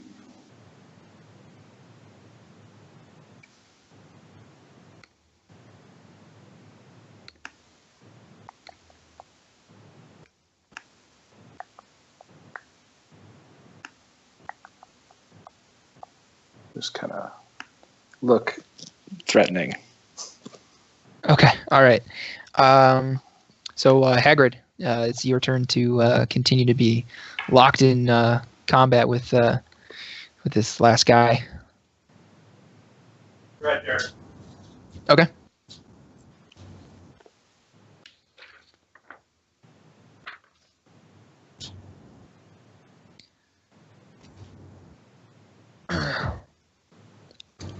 All right, so he's still around. I'm still swinging.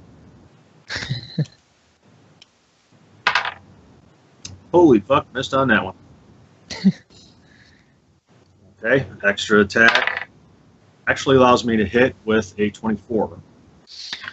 Okay, go ahead and roll damage. Ooh, big 8. And that makes 12. 12. All right. So as Hagrid swings his sword, he misses, and actually it slips from your grip, and it kind of clatters to the ground in front of the guy in front of you. So then you pull your shield off your arm with your right hand and grab it over your head with your left hand, and you plunge it into his chest, and he dies.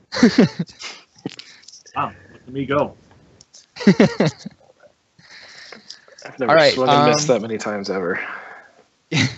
So it seems like raising the armor class definitely went a long way into making combat more difficult for you guys. So for the entire experience with the mill, okay. So yeah, now that you guys are done, about 10 minutes after the fight ends, you guys are kind of cleaning up. Hagrid's picking up his sword and cleaning the blood off of it. Same with Toni. Toni is very, very religious about keeping his blade clean and honed. About 10 minutes afterwards, while you're waiting for the defenders to finally fucking show up, they do come in. They're bloodied, but they're basically healthy. They came to the keep, and they're here to relieve you of your defense of the mill. They're going to stay behind, and they suggest returning to the keep. However, you guys do remember that there was also that church. So if you want to go back to the keep, you can go back to the keep. If you want to head towards the church, you can do that. Let me really quick here. All right, you guys are going to get. Okay, you guys are going to get 95 gold pieces total from the fight, from picking up things from the kobolds and the guards. And you're also going to receive 3,200 experience points. As well as a bonus 150 experience points for Toni noticing the trap, and for you guys realizing that the mill may have been burning for a reason other than trying to set the mill on fire. You didn't want to put out the fires. 3350. Yeah, 3,350 total for this encounter.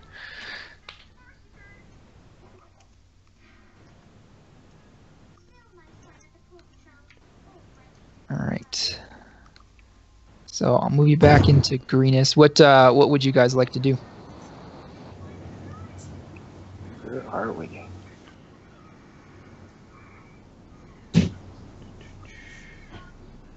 So you guys are still down at the mill. I'm working my way over there. What direction is the church? Do we know? So go ahead and make a intelligence check, all of you.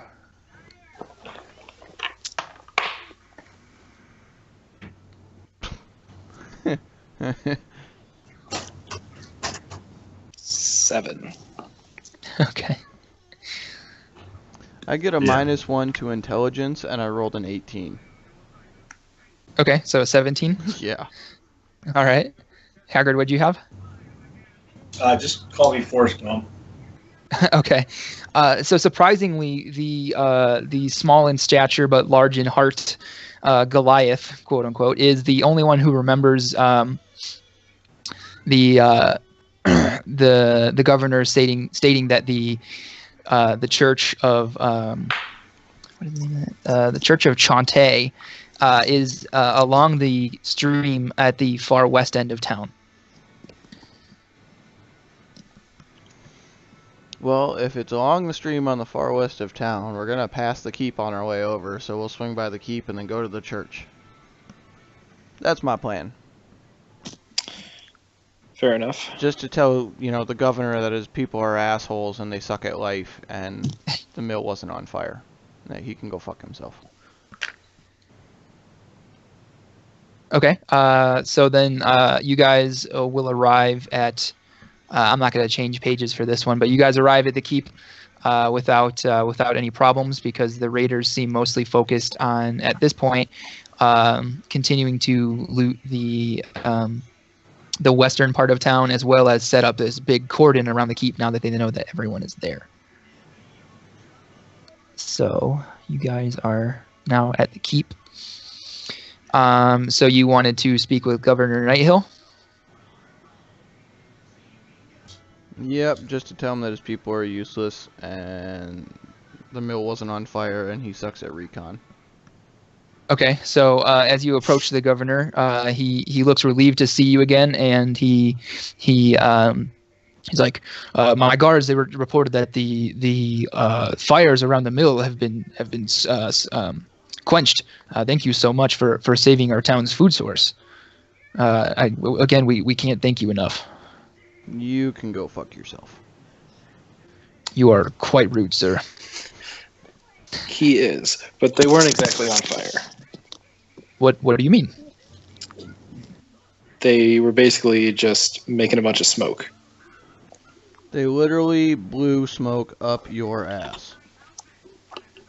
The governor, he kind of sits there and he thinks for a second, and he kind of has a dawning of a realization on him, and he says, "Oh my gosh, the raiders, they must know that you're helping us, because after you left for the keep, or after you left for the mill, there was a lot more activity near the front gates of the keep. There are now almost tripled in number in front of the keep. So they must know that you're there, and they must have been trying to take that opportunity to attack the keep. However, while you were gone, we haven't sustained an attack at all. So they must know that you're trying to help us, and they must know that you are the key to this town's survival." Hmm. You guys really need to work on your emergency preparedness. This was a legacy of laziness that was left to me by my predecessors. So Sure. There's this thing called FEMA. You might want to take it up with the Lord of the Realm. It's an emergency management. But I assure you, association. we will take every step in the future to make sure that our town is prepared, and we will run drills. There will be monthly drills. God damn it! I'm sorry, Bahamut. There will be monthly drills to prepare our people for incursions such as this. You live in a world populated by monsters and demons, and you never plan to get attacked. You're an ignorant motherfucker. All right.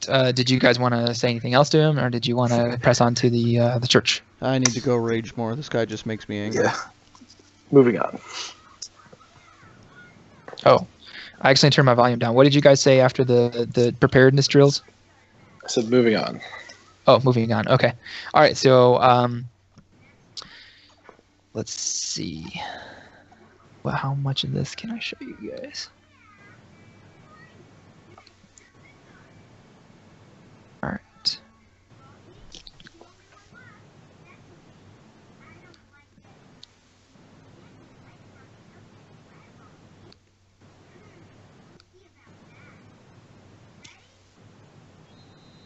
All right, so as you guys move down the stream,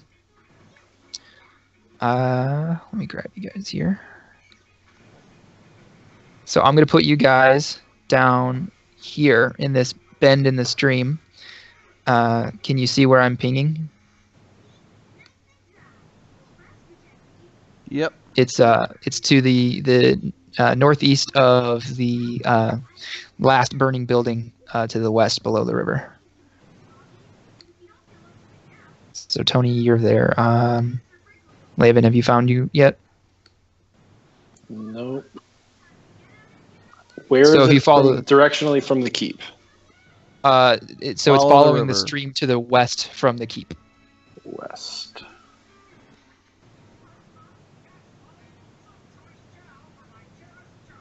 Hagrid, are Are we you like- are you able to locate where you guys are on the map?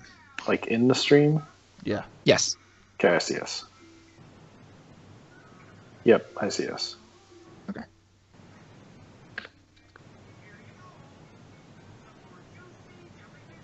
Okay. Let's do this then. So you guys see the. Actually, hang on just a minute.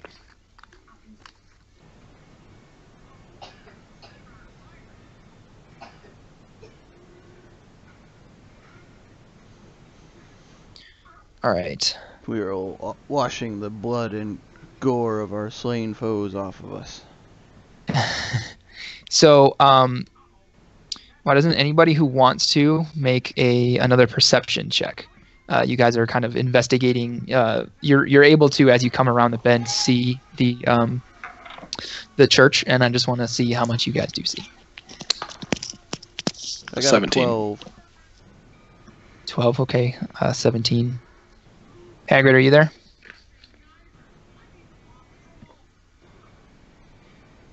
Oh, he fell off the call.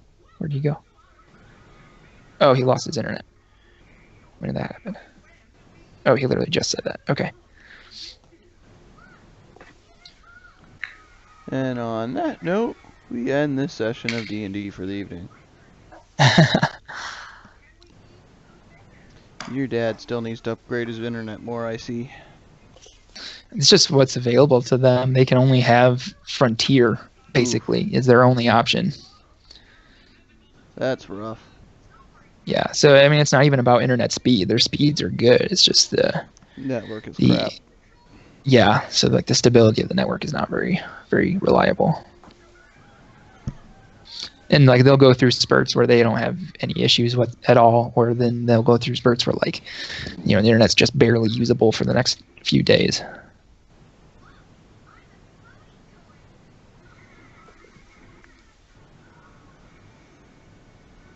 I'm going to take this opportunity to grab some water really quick because my mouth is super cottony. So I will be right back. All right.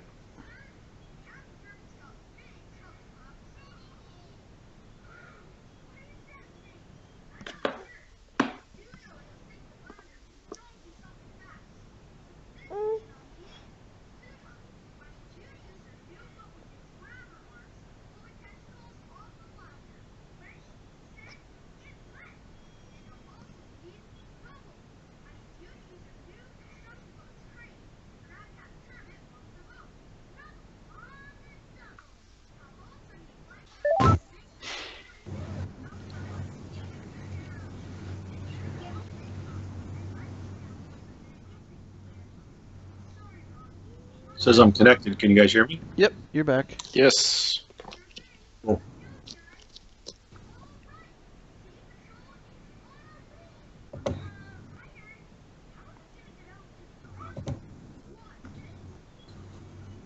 All right, so what were we up to? Perception check to see what we see about the church. Oh. 12. Oh, Corey's getting some water right now, so. Oh, okay.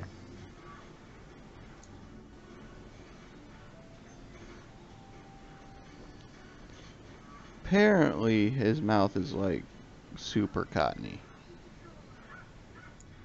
And I am being slept on by a baby currently.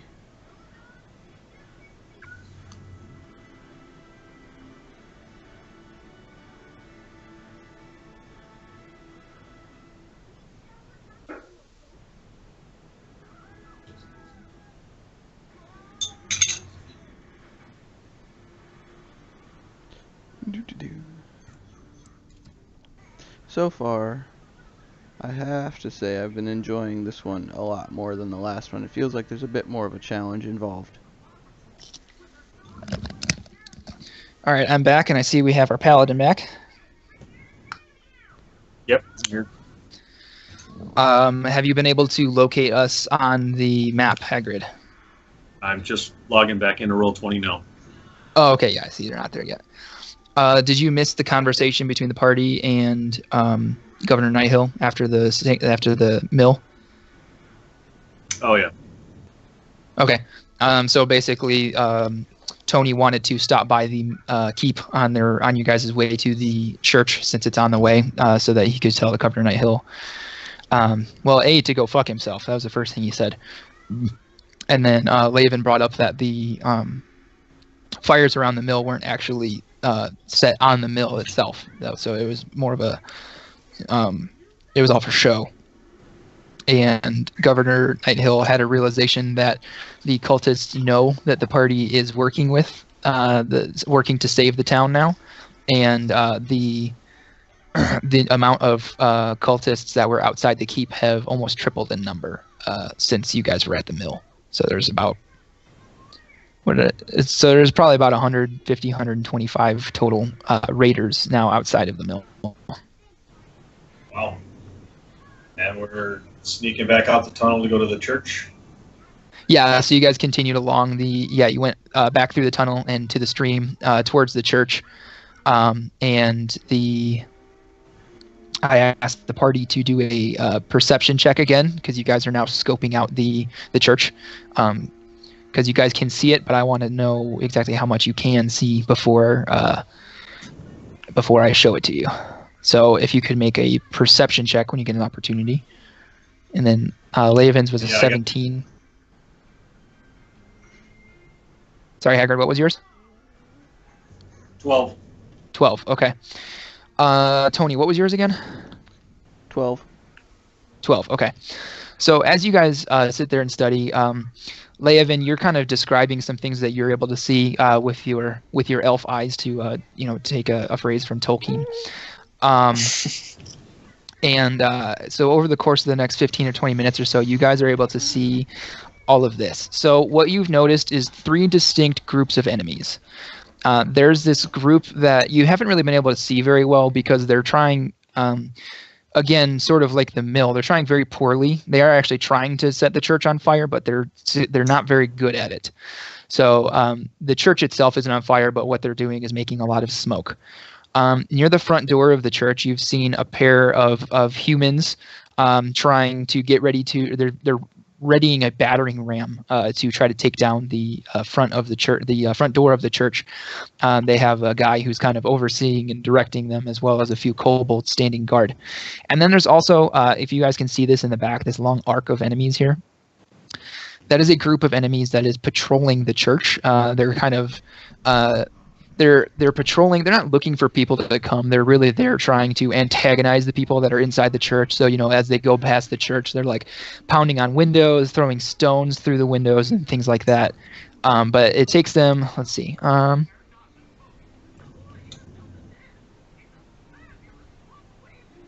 It takes them about 8 minutes to completely go around the temple. About 2 minutes per side, you've noticed.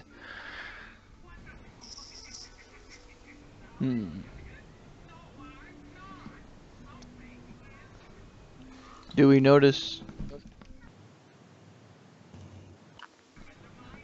if Purple Cloak Lady is here or no?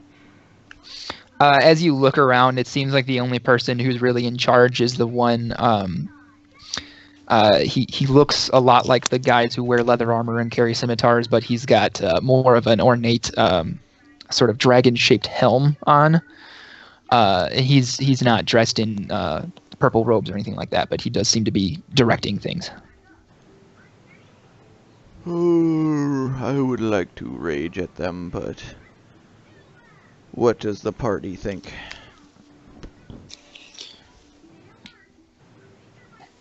Yeah, let's take them down.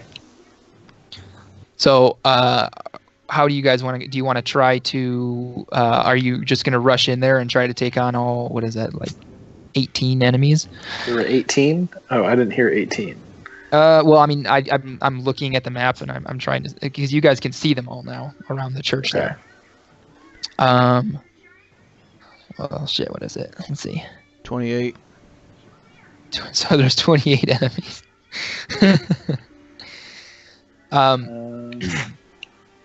So from what you can... What we could do, maybe, I could cast a fog cloud, and we can just go in and grab the guy in charge. Maybe. So the rest of them can't see us. What else you got? Okay. What else can I do?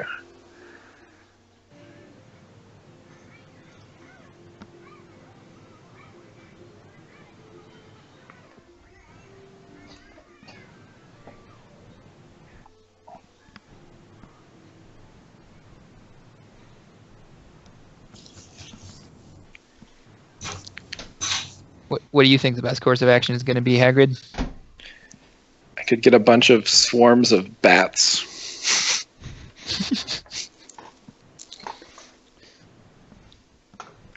How many bats are we talking? They are 1/4. So I could get 8 swarms of bats.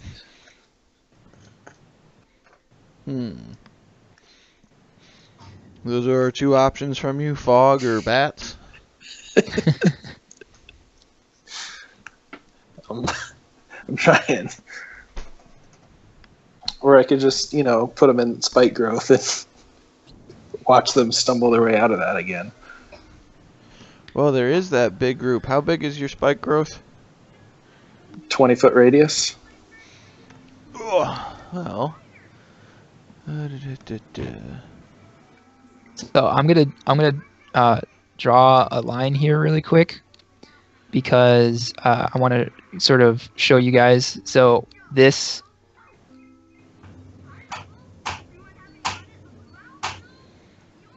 on the left side of that is the group that is circling the church, and on the right side is the group that's working on breaking the front door down. Well, if you were to put your spike growth right at the center of what I'm doing right now, that would encompass all but 2 of them and the group on the front side of the building playing with themselves. Where are we looking? To the west. Follow the river to the west.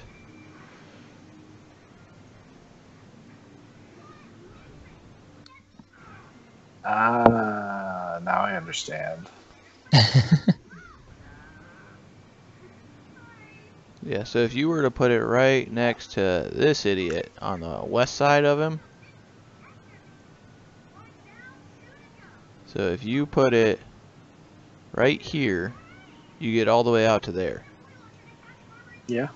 And then all the way to here. So it's all but these 2 and the jackasses over here. Right. So what we can do... I also have pass without trace if we're trying to sneak by them. But if we want to kill all these guys, yeah, that's probably the best option. Guys, why don't you go ahead and do another perception check for me?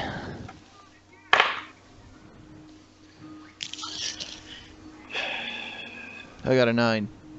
18.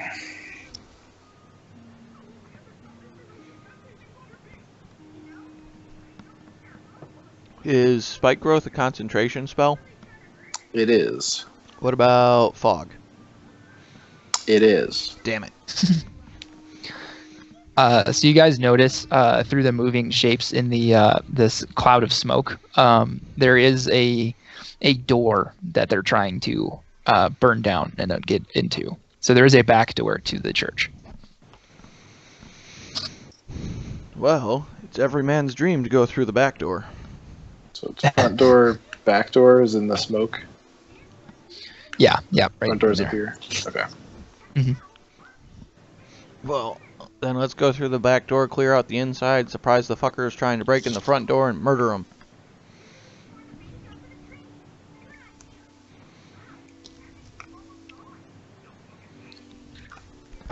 All right.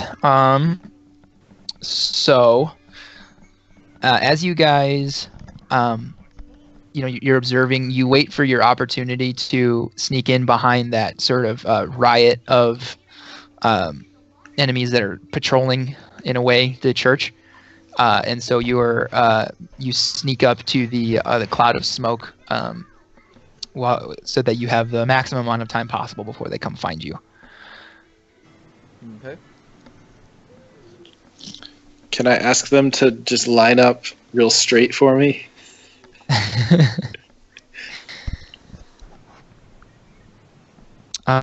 You could try if you want to. You can roll persuasion with disadvantage because they cannot see you and you can't really see them. Ooh, could you make your voice louder and sound like a god?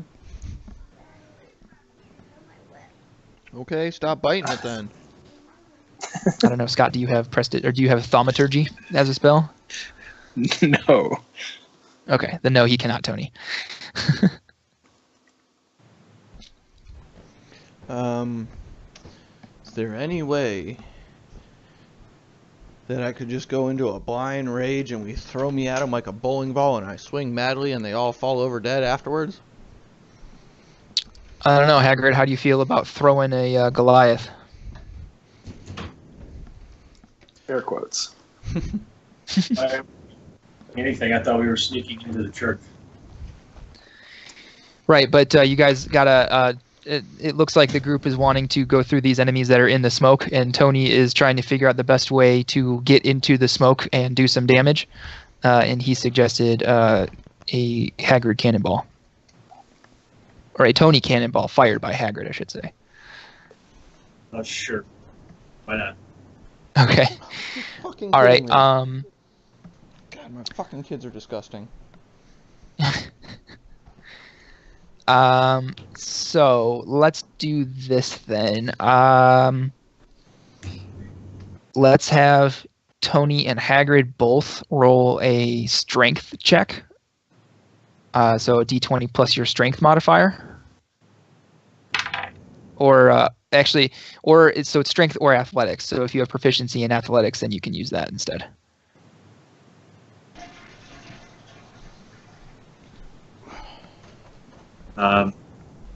Must not had a very. What'd you roll? My athletics modifier, I rolled 10. 10, okay. And then Tony, have you had an opportunity to roll yet? No, I've been cleaning up vomit. Gross. Yeah, a fucking kid puked on the floor and left it. Didn't tell anyone either. Alright. Athletics or strength? Yeah, whichever's higher. So if you have like proficiency in athletics. I am proficient in athletics. All right, go ahead and roll and tell me what the result is. 18. 18. All right. So as Tony is wanting this to happen and is getting into whatever position is going to be best for Hagrid to throw him, Hagrid grabs him by the nuts and the shoulder and flings him into the smoke. So that's going to put you, Tony, right about there. So right before he throws me, I would like to commence raging and swinging. Okay, so I will, since you're swinging before you get into the smoke, I will let you make an attack without disadvantage. So just regular attack on whichever one you want, or ones if you choose to hit 2 with your extra attack. I'll go for the one north and the one west of me. Okay. I got an 8 for the north one, and fuck my life, an 8 for the one on the west. I quit. I'm done. Okay. You say wait? I said I quit. I'm done. Oh, okay. So you miss. They hear a slight clattering, but because of the fact that they can't really see in the smoke, they're still unaware that you are there, Tony. But now you're in the smoke and you're having a hard time, like, kind of seeing and breathing as well. Hagrid and Leovan, you guys will also both get an action to attack this. It's like a surprise round. I'm going to create a flaming sphere. Okay. And then push it into the middle of them. Okay, so it's actually so the way. Let me double check this. I believe the way that I understand flaming sphere is when it collides with something, it stops. Yeah, that's the way that I'm going to treat it, yeah. Okay. 'Cause I think that just makes sense that you can't just swirl it around people. Right, you can't like push it through them. Yeah. So, depending on how you want it to move in there, you can hit up to 2 of them. So I was going to like create it there and then kind of push it around. All right, let me grab you your flaming sphere. This one looks good.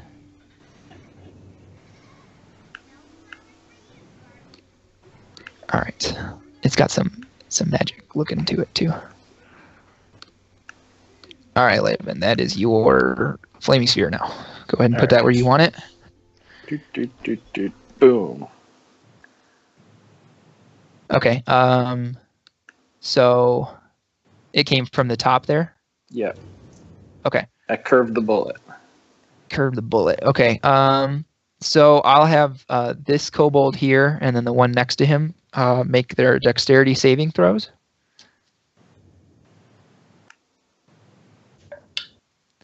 Okay. Let's see. All right. Is your DC 18 or higher? No. Okay, so both of them actually succeed on their saving throws. So go ahead and roll damage, and they'll take half of it. Okay. 4 and 4, so 8. All right. So half that, I guess, so 4.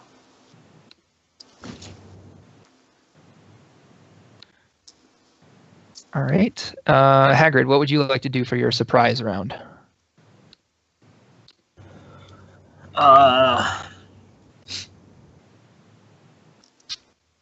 Seeing as I'm looking into a cloud of smoke, I guess I would see the fireball. Lighten a path. Yeah, and so because you're beginning your turn from outside the smoke, I will give you the same opportunity I gave Toni, and you can attack people in there without disadvantage because you were able to see them from outside before you went in. Oh, okay.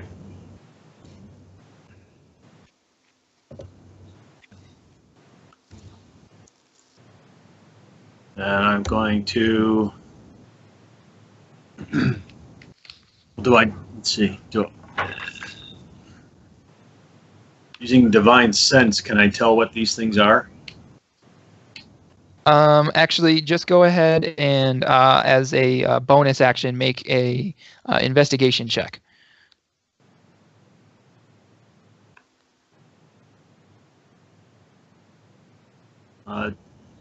If I'm reading this right, I don't even have to roll for it. It just happens when I want to use it. Okay. Okay. It's Then an yeah, action. we'll go. It's an action, Yes. and that's which one is that again? Divine what? Divine sense. Divine sense. Okay. Actually, Sorry, you know what? I'm not going to use it because I'm going to take an action to figure out what these things are. It doesn't really make divine sense to me right now. So I'll let you So- do it as a bonus action.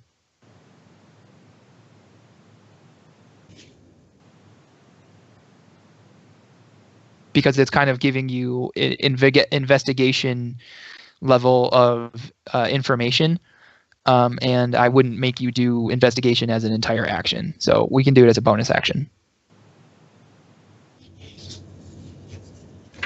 Well, I was just going to try to get a sense of what these things were as to whether or not I wanted to use a bunch of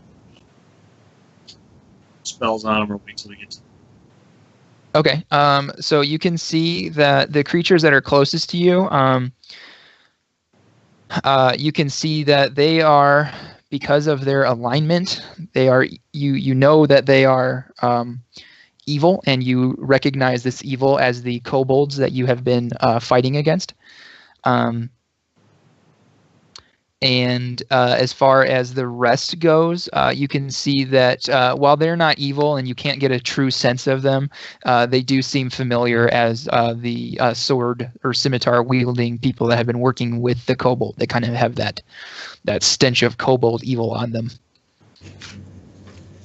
All right, I'm just going to do a regular attack on that one that I'm closest to then. Okay. Does a 12 hit? 12 does not hit. I didn't think so. It would have if I hadn't bumped their ACs. For attack, that is a 23. 23 will definitely hit. And 7 damage. Okay. So the you kind of see that the group is aware of something going on now because There's a giant fireball. Well, because of the giant fireball and he's screaming in pain of one of their kobold, is this terrible like lizard-like, sort of like, almost like a Godzilla but on a lower volume scale sort of scream. And so everyone kind of turns, and so now you guys are in it. Let's roll initiative. Wait. 17. All right. 11. 15. No, I'm so bad at this guy.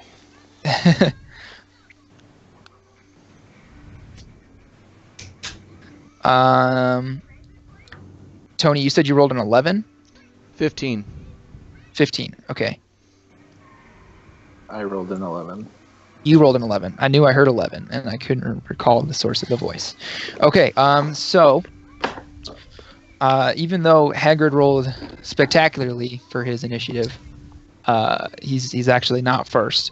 The kobolds somehow managed to roll some just crazy shit. So this kobold, the one to your west, Tony, is going to try to make an attack on you with his dagger. But he's gonna let's see. Oh, okay. 17. Does that hit you? That does, right? You're 16. Okay. So that's gonna do 5 damage. So that'll be rounded down to 2. Okay. The the kobold to your northwest and the north are going to make attacks on you. That's a hit and a miss. So the one does 1 damage to you. Woohoo!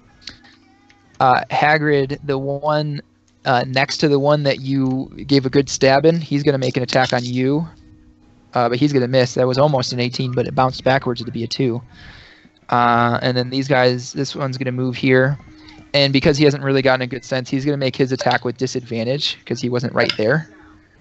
So he's going to miss on his attack. And the kobold that's underneath the flaming sphere, he's going to run away from the flaming sphere. And he's going to find himself out into the water here. And that's going to bring us to Hagrid then.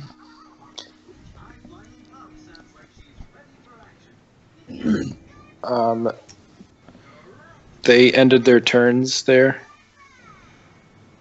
Yeah, so it's within the flaming sphere, correct? If they end their turn within 5 feet of the sphere, they have to make a saving throw. Oh, okay. That's a lot of them. Yeah. So it's not the cultists, but it'll be these 3 kobolds. Okay. Because it spits a little bit. What's the DC on it? 15. Okay. 2 fails. 3 fails. They all fail it. Nice. And I just rolled a 6 and a 5, so... Wow, okay. So those kobolds who didn't realize they were being scorched by the fire, as the flaming sphere kind of wicks and flickers and it sort of reaches out almost like solar flares, it actually takes these 3 kobold down. because the one thing that bumping your AC can't help you against is saving throws. So Hagrid, it is now your turn.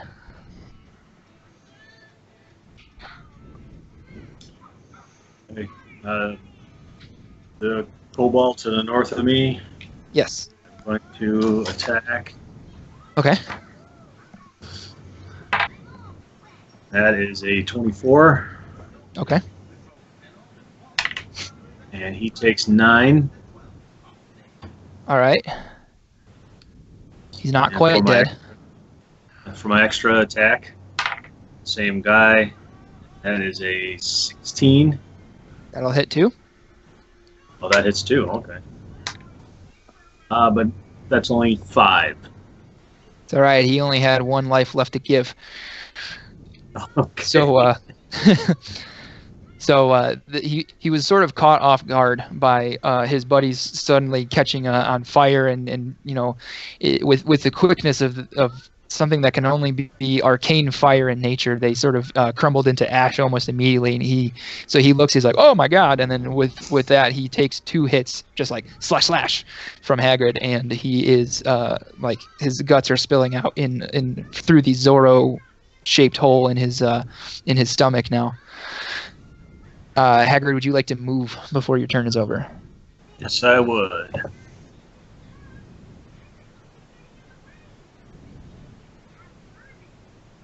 I'd like to move around these guys to that square there. I'm done. Cool. All right. So that's going to bring us to Toni. All right. Bum. Well, let's see here. I would technically be able to stand underneath Hagrid, is that correct? Yes, you can. All right, then I'm going to do such. All right. I'm going to take a swing at the one on the right first. All right. 17. That'll hit. All right. 6 damage. All right. And if he's not dead, I'm going to smack him again. He is not. I don't think an 8 will hit. An 8 will not hit. All right, and that does it for me.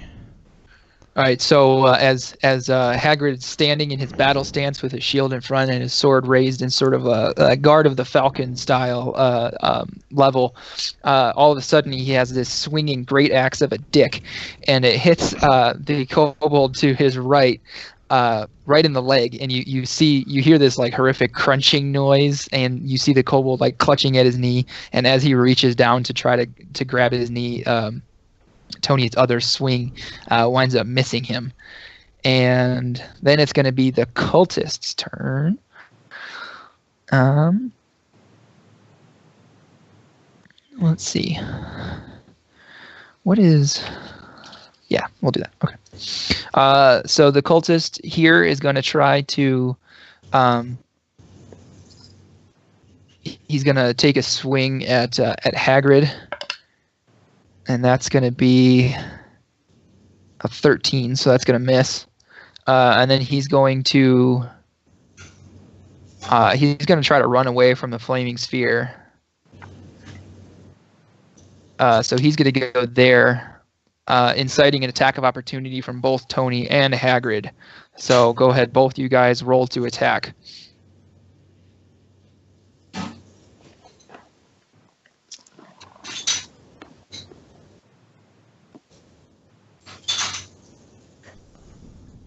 I rolled a 17. Okay. Go ahead and roll damage. 5, 10 total. 10 total? 10 total. Okay. It sounds like Hagrid is taking care of dinner dishes.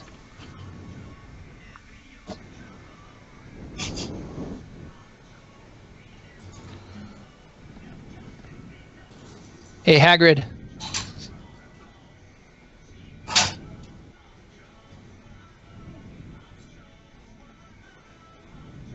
Okay, we'll see what his attack of opportunity does in just a minute.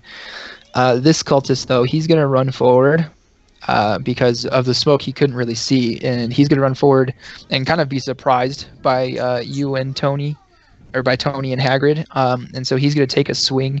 He's be kind of off balance-ish, so he's going to try to take a swing at Toni. But he's going to wind up missing. And he's going to finish his turn right there, which means he needs to make a dexterity saving throw, right? Yep. All right, that's going to be a 17. So he's going to succeed on his saving throw. Yeah, so he'll just take half. 6. So half a 6. Okay. All right. And then Leovan, it's going to be your actual turn now. All right. Remember, there is this kobold that you can see who's in the river now with you. Yep. I'm going to take a step towards him and then spray him with some poison. Okay. And he has to... he has to succeed on a Constitution saving throw. Ooh. All right. That sounds interesting. He's a kobold. His constitution is crap. That's a 7. Perfect. And now I roll a 12 if I can find the 12. Hagrid, are you back yet? Yes. Sorry. Okay. Can you roll an attack for me real quick? This was an attack of opportunity that occurred. So you get a free attack on someone. 15. Okay, and then go and roll damage.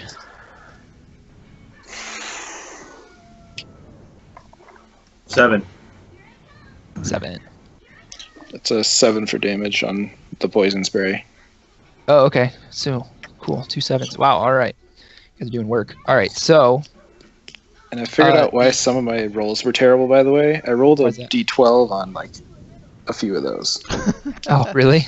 Yeah. Wow, nice. So Hagrid, what had happened while you had stepped away was this kobold wanted to run away from the fire.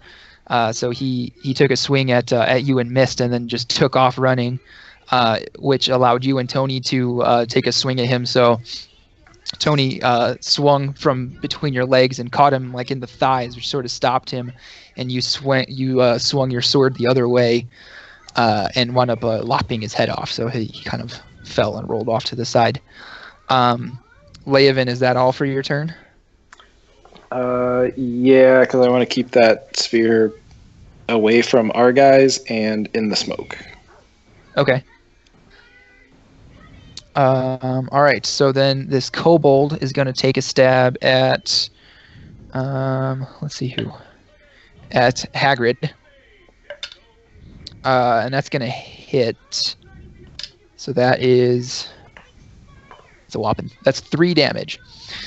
So he kind of stabs out at you and really isn't aiming specifically for Toni or Hagrid, but he winds up catching Hagrid sort of in the hip with his dagger and giving him a little slice. And that's going to end his turn. And now Hagrid has an opportunity to swing at whoever he wants to. That I'm a 19, right? Yeah, he rolled an 18. Okay. Just check. He rolled no, an not 18 untouchable. and then had a +4. Pretty damn hard, right? Okay. Happens. All right. The blue thing is that a cultist? Yes. And is he at like, more health than what the kobold has? Does he have more health? Is that what you're asking? Yeah. Is he a... He looks a little. He looks like he's better off than the kobold that Toni tried to do a meniscus surgery on. All right, I'm going to take my first attack at the cultist, and that's going to be 15. 15 will hit. That is going to be 7 damage. Okay. He's still standing. For my extra attack, I'm going to swing at the Okay. on like a follow. And Right. that's going to be a 21. That'll hit. And he gets 8 damage. All right. So as Hagrid cuts, he gives a huge swinging arc, and he catches like the leading arm of the cultist, and gives him a really good slash, and then follows through and catches the kobold. And he was almost out of range for the arc that you had taken, so you wind up catching him across the jugular with the tip of your blade, and again this time instead of a bright red, there is a deep crimson, almost a purplish color of blood that comes pouring out of this kobold as he falls down and sprays blood all over Toni and your boots. Son of a gun. Speaking of blood-covered, I'm carrying 3 kids and a great axe, Toni Pobar. It's your turn. What's up? It's your turn. I'm attacking this jackass in front of me. All right. Does a 20 hit? A 20 will hit. Then I shall hit him. Okay. How about 17 damage? Wow. That is plenty. So as you swing through with your great axe, you're irritated at the fact that all you've been able to do is minor surgery to people, and they haven't even been successful. So you really put every ounce of your Goliath rage into your great axe, and you actually cut him in half at the hips. And so his bottom half. It falls over and slides a bit, and his top half from the force, it actually thumps against the side of the church. But you guys have cleared out the party of people trying to get into the church, and you did it in a period of time where the stalking party has not come around the church yet to see you guys. So you have access to the back door. So, quick question. How fast is this river moving? It's just a smaller stream, so it's not very fast. How heavy are kobolds? I don't know, how much do you weigh? 37 pounds. I'd say they probably weigh about 50 pounds. I don't think the current's strong enough to sweep 50 pounds away, if that's what you're thinking. That's what I was thinking. I could just light them all on fire. Yeah, that would work, because then they'll just think they're idiots and they lit themselves on fire while trying to smoke out the back door. All right, I'm going to burn the evidence. All right. Go ahead and roll. Just roll a d20 and add your spell attack bonus to it. I want to get out of the way first. Nope, I'm gonna stand here and watch. You guys will be clear. He's able to take his time with this. It's a 19. Okay, so that's going to take you roughly 30 seconds. It's pretty impressive how quickly he was able to clean that up. But you see Leovan sort of just sweep the flaming sphere around in slightly larger circles until it overlaps all of the enemies. And then once they've been burnt to a crisp, you see him kind of close his hand with a flourish, and the flaming sphere dissipates. I'm assuming you want to dissipate it, right? Now that Yep. you're done with it? Okay. So yeah. Why don't I get an investigation check from all you guys, since you're all right there. That's not gonna be good. 12. 12. Okay. Let's go with a 6. And a 9. 9. All right. So Hagrid, as you're looking at the door and trying to see what was going on, you realize that the door, you can see kind of at the bottom, it's slightly ajar. Maybe it's kind of off the hinges a little bit. And you reach out and you grab the handle, which is a little warm, but luckily you've got your thick hide gloves on underneath your chain, your scale mail, and you pull on the door and you realize that maybe cultists and kobolds are a little bit stupid as fuck because the door was unlocked. So you guys open the door to the church, and you head inside. Oop, that's the wrong. I want that one, and then I want to bring you guys over. All right. So you find yourselves inside the sanctuary, the church. There are a lot of people here. You can see some of them are in a panic. They're running around. Everyone's really in a panic. You get 600 experience points, by the way, for that last fight. Okay.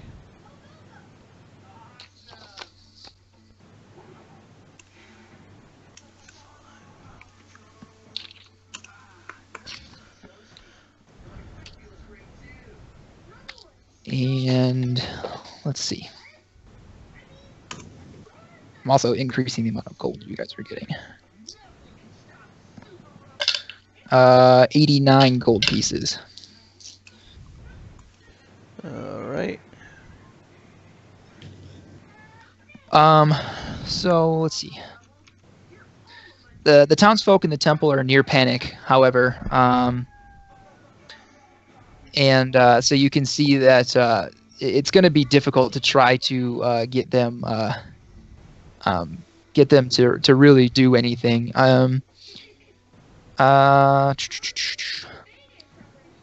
While you guys are looking around you, it's pretty easy to spot this guy at the far end.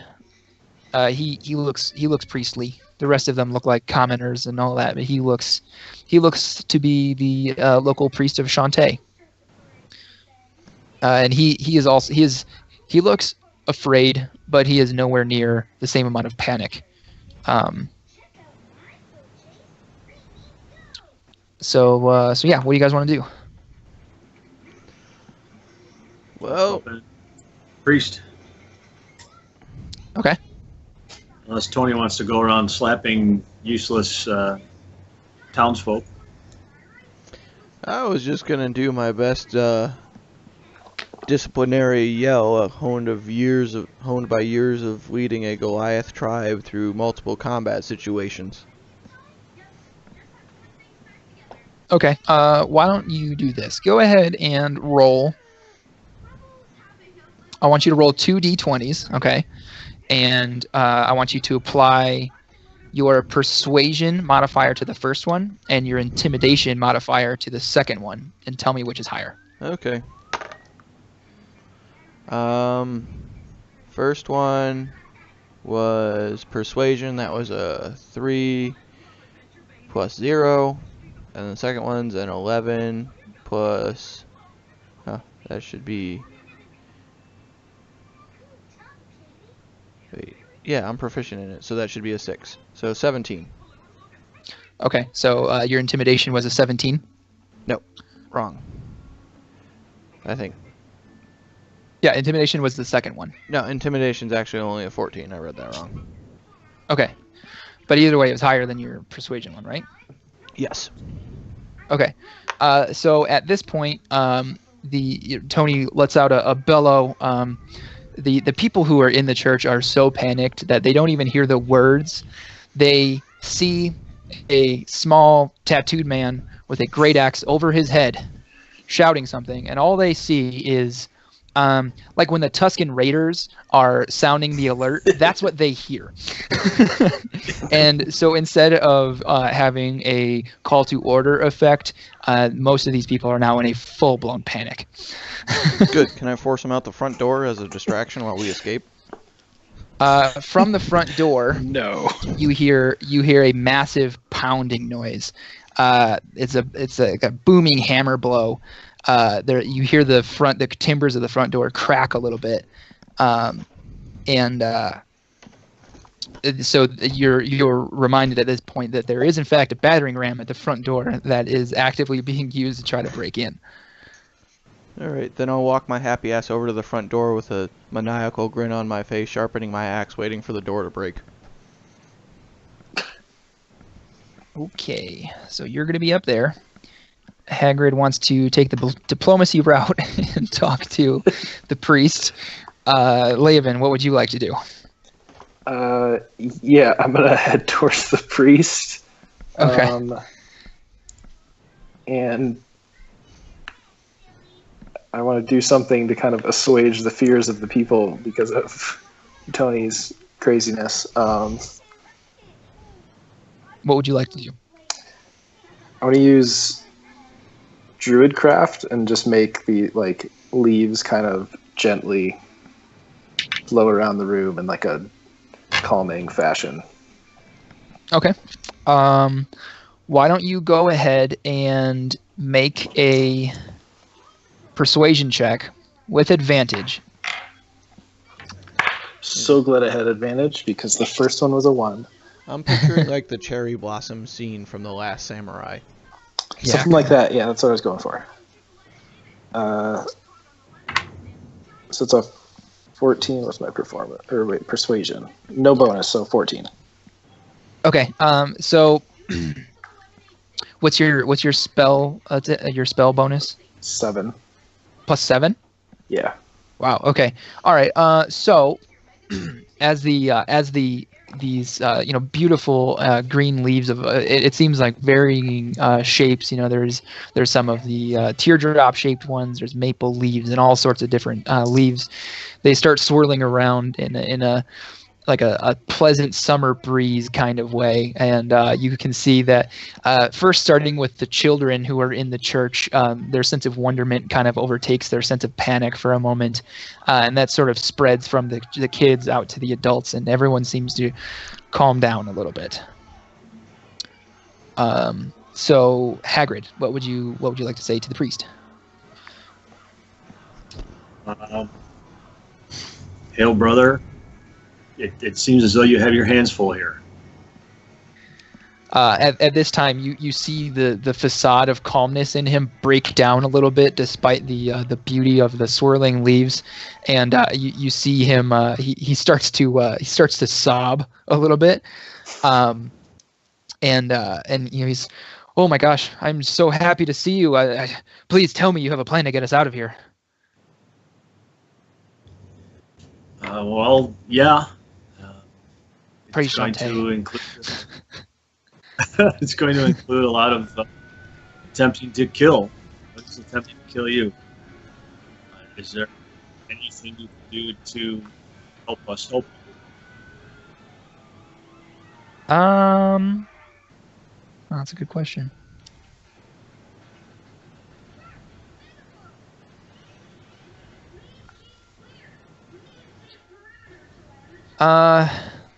So he looks at you for a moment, and he thinks his mind is starting to panic a little bit. So he's sort of grasping at straws, but he says, "Well, this, with the exception of a small handful, is my flock. So if you tell me what to tell them to do, then we can probably do that. But as far as fighting goes, these are people of peace, of love, of they're followers of Shantae. We're not fighters." All right, then I suggest you take your flock and get them to any safe point that you all can find, and we'll take it from here. Okay, so how specifically would you like for them to leave? So you're saying that they should flee while you guys take on the attackers? If they can make it out the back door while we're being occupied at the front and keeping the enemies occupied at the front, then sure. Okay. Why don't you why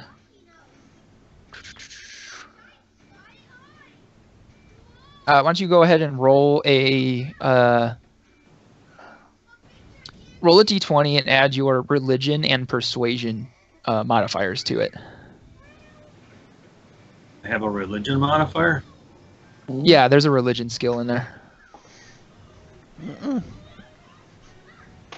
Oh, okay, yes. Ow. Which one did you say, religion and what? Religion and persuasion. Oh. 14. 14. All right. So he looks at you, a sort of a stealing of his reserve. You can see it come across his face, and his composure is regained. And so he places his hands up in the air, and he says, "My children, it is time. These men have been sent by Shantae to save us, and they are going to cover our trail as we flee out the back door from whence they came. And so everyone kind of everyone has stopped, and they're looking at the priest, and they all sort of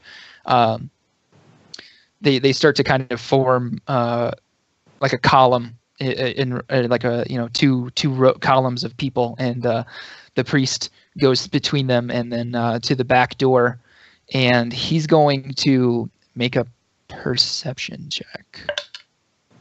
Okay, and so he notices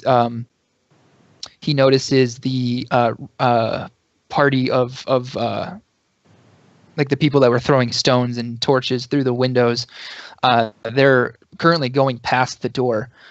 But in the meantime, while that's happening and they're waiting for their chance to get clear and go, the front door, you hear a few more blows from the battering ram as it happens. And the timbers of the door are starting to crack. There's some splinters that go flying out into the room. The door is still holding strong, but it's definitely starting to lose its integrity. And I start giggling. Okay, so Toni giggles. Does Hagrid or Leovan, do you want to do anything to, or do you want to kind of wait to see what happens?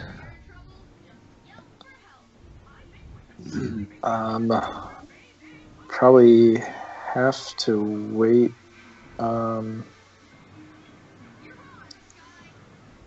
Say, because my area effects are gonna like hurt us. So.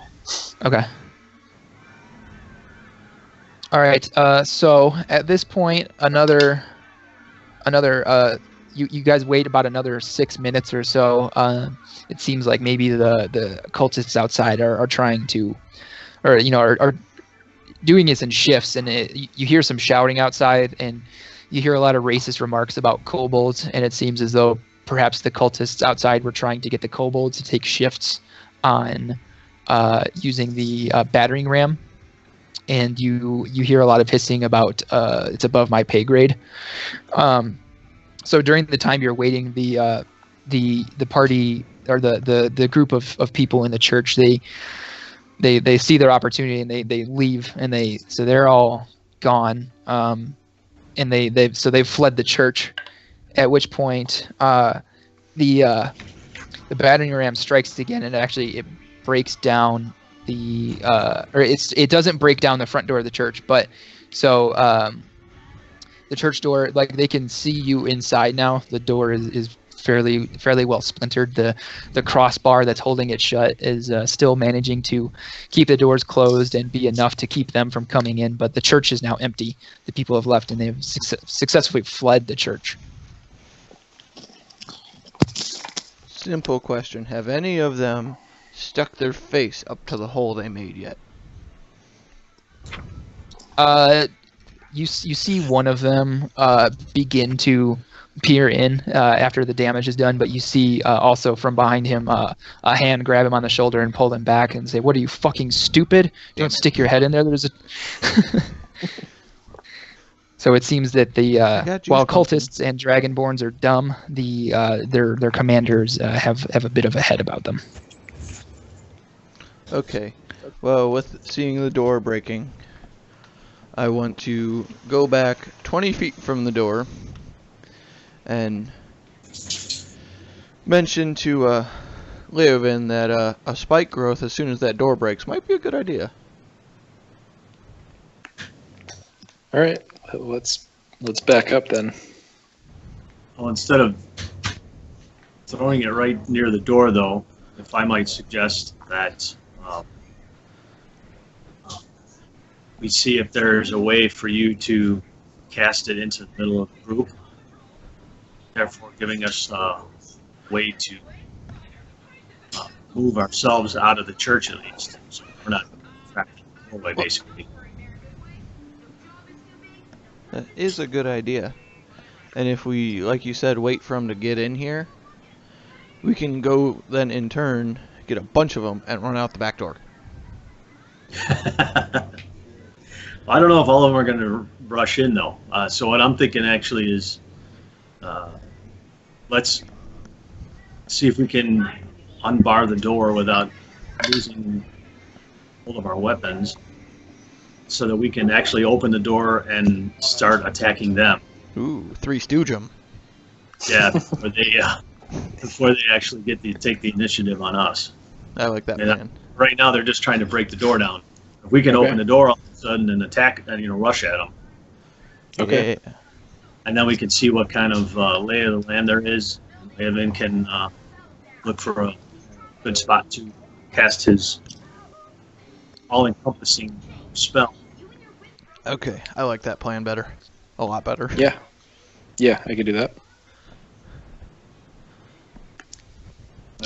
Give me a second, guys. Sure. So, if I understand correctly, you guys are going to stay and fight? Yeah. We're gonna go outside and murder them all. We're going to open the door. You're going to open the door and wait for them to fall in? Is that what's going on? No, We're gonna bum rush them. we're going to open the door. I'm going to spike growth around them. Yep. So if they try to run anywhere, including towards us, they are going to get hurt. We're gonna open the door, rush outside, find the best spot for a spike growth, and then slaughter them all from there.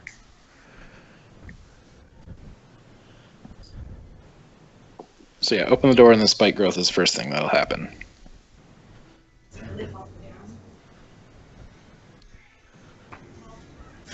Because I don't think... I probably could cast it through the door, but... If we get you outside, you'll have a better lay of the land. So Hagrid and I can rush outside, take up a defensive position while you can get your bearings. And then that still leaves us the opportunity to retreat back through the church if shit gets out of hand. Yeah.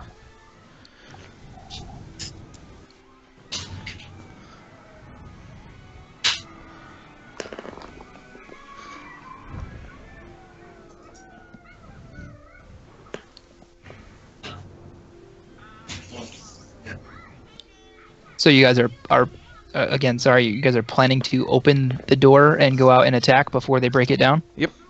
Yep. Okay. Catch them off guard, you know.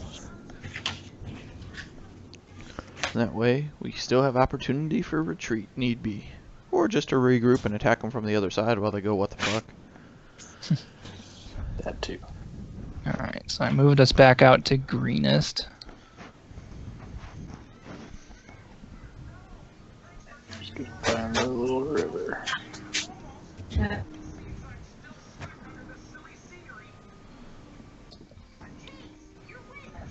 There. Whoa. They moved.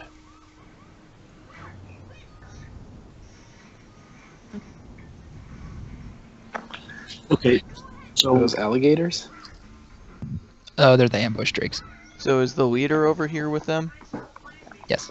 Okay. Thank you. you're welcome, honey.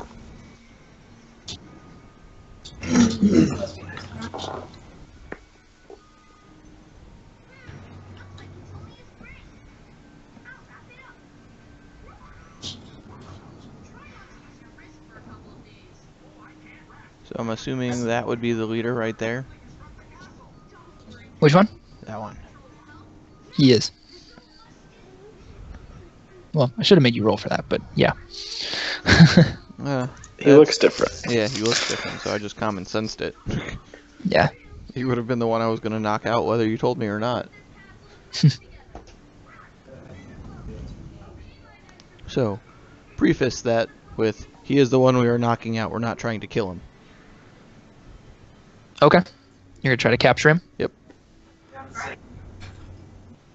And hopefully, if this follows any kind of logic, we take care of the leader first, they kind of fall into shambles after that, because they're kind of stupid.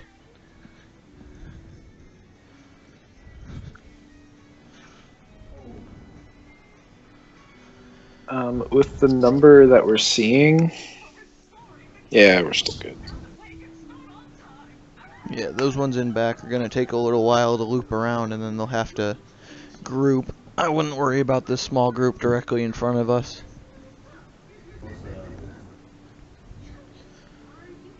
Because your spike growth and then your fire orb should handle most of them. I don't think I have the spell slots to do both. Ah, well then definitely hold your spell slot for spike growth when the big group comes around from the back. Okay. Yeah, I can only do one of those.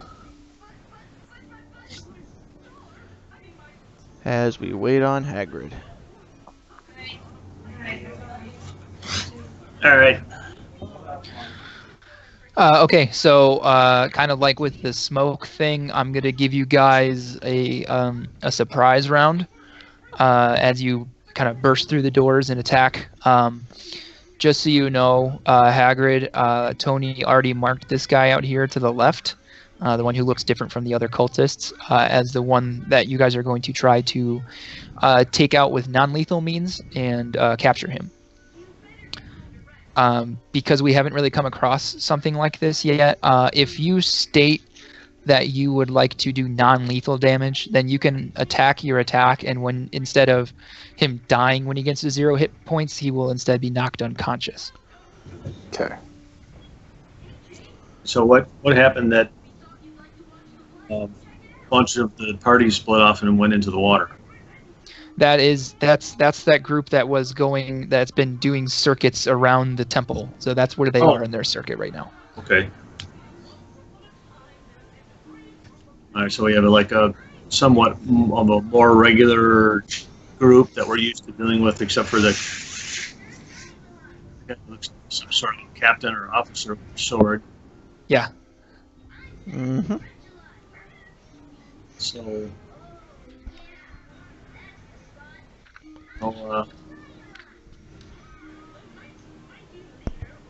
okay. I'm just sorry. I was still trying to strategize. You guys may have already done that. We right, so haven't really been able to hear you. We're gonna. We get a surprise attack round. Yep. Yeah, you guys are going to be able to have a surprise round. Okay. I see. Looks like we're still maybe in the building, or is that? So I kind of put you guys there so you can move out as you want to. You are technically inside the building right now. You haven't thrown the doors yet. Alright, so then I will rage and throw the doors. Okay. So then, Toni, you'll act first. Alright, so then I will go right there. And I want to attack Boss Man. Alright. I don't think a 13 will hit. It will not. What about a 19? A 19 will. Alright. 7 plus 5, so 12 damage to him. Okay. And that'll do it for me. Alright, who wants to go next? Can I slip by these guys to get into the middle? Make a stealth check. Okay. Like With advantage, because you guys are like kind of doing a surprise thing. Okay.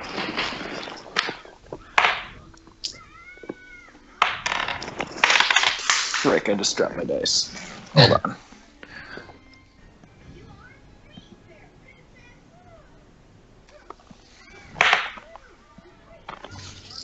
Okay.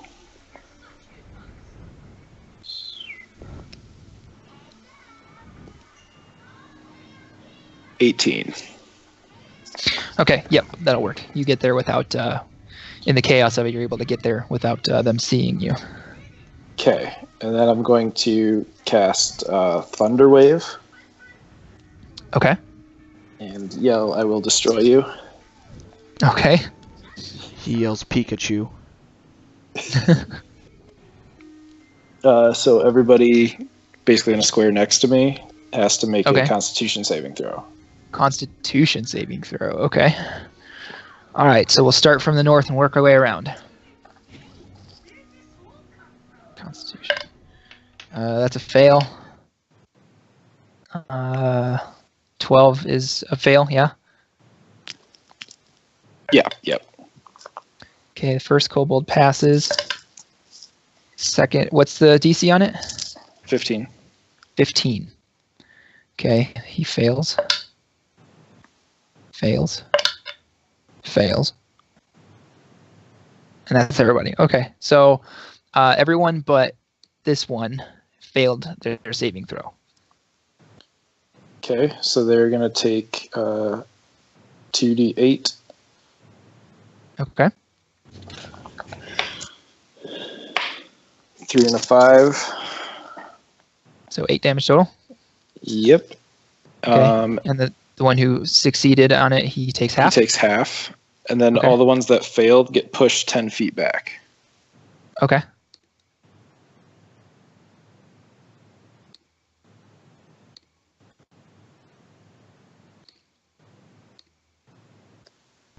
Okay. Does that mean the ones that got smacked into the wall take more damage? Ask the DM.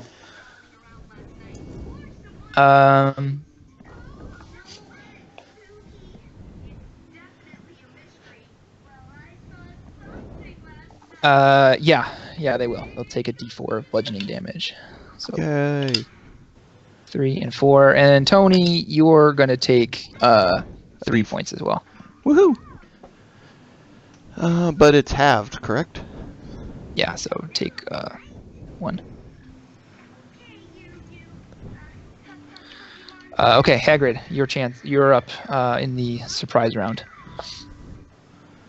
The cultist that's just below you, he has kind of landed in the at your feet inside the room. Oh, he actually got blown through the wall. Well, the open door. The door is right where you guys were at, so he got blown through the opened door. Right there. But you're still free to go and attack the commander if that's what you wanted to do.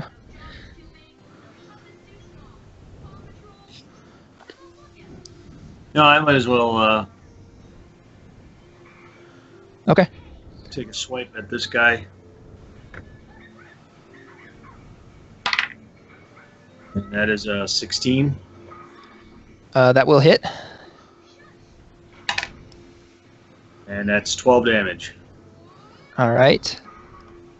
So you basically double tap him. He comes in on the ground, and you're able to you just kind of plunge your sword really quick through his chest in an underhand grip instead of the normal grip.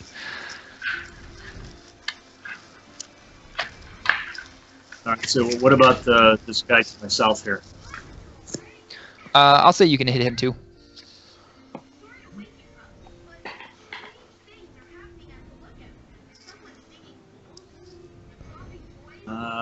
Boy. Actually, I'm going to take my movement now.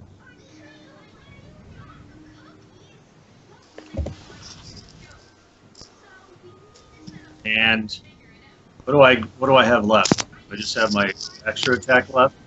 No, so your extra attack, basically when you take the attack, you attack twice. So that can't be split by movement. So if you did want to use your extra attack, you would have to stay by the other guy. You could hit him, and then you could move to where you are now, and then still have a bonus action.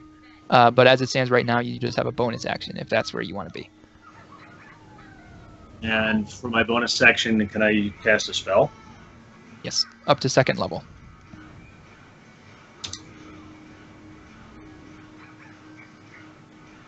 All right, then. On myself, I cast Thunderous Smite. Okay. What does that do? The next time I hit with my melee weapon, the weapon rings with a thunder that is audible within 300 feet, and the attack deals an extra 2d6 thunder damage to the target. Ooh, cool. All right, I'm gonna give you. Go ahead. Sorry. No, I gave you this little yellow marker to show your thunderous smite. Oh, okay. Additionally, if the target is a creature, it must succeed on a strength saving throw or be pushed 10 feet away from you and knocked prone. Oh, okay, cool. Oh, damn. All right. So Hagrid has his blade charged with the thunderous power of his deity. Toni has taken a couple swings, and Leovan is now standing in a spot that used to be surrounded by people, but it now has a nice little empty space around him. At this point, gentlemen, let's go ahead and roll for initiative. At 20. All right. I got 9. 19. Right back. I got Okay. a 9. You got a 9. And Scott had a 19. Sorry, Yep. Leovan. So that means your dad's All right. got a 20 and some change. Yes. All right, so we're looking at Hagrid, Leovan, the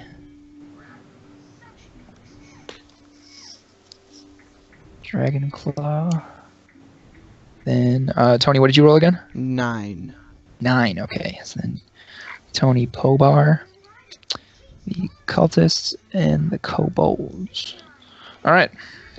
So Hagrid will be first and get an opportunity to do what I think is probably going to be something that's pretty damn cool. As long as it hits. Right? Yeah. And then if he gets knocked prone, Toni, then that means you have advantage on the attack, and it's I think. Okay. Yeah, I think it's just advantage on the attack. So actually, mine was 22 if I add my initiative modifier. Okay. Yeah, you're still first then. All right. So go now. Yes, you're up. I am going to attack the side to my north. Okay. And that is a critical fail. Oh no.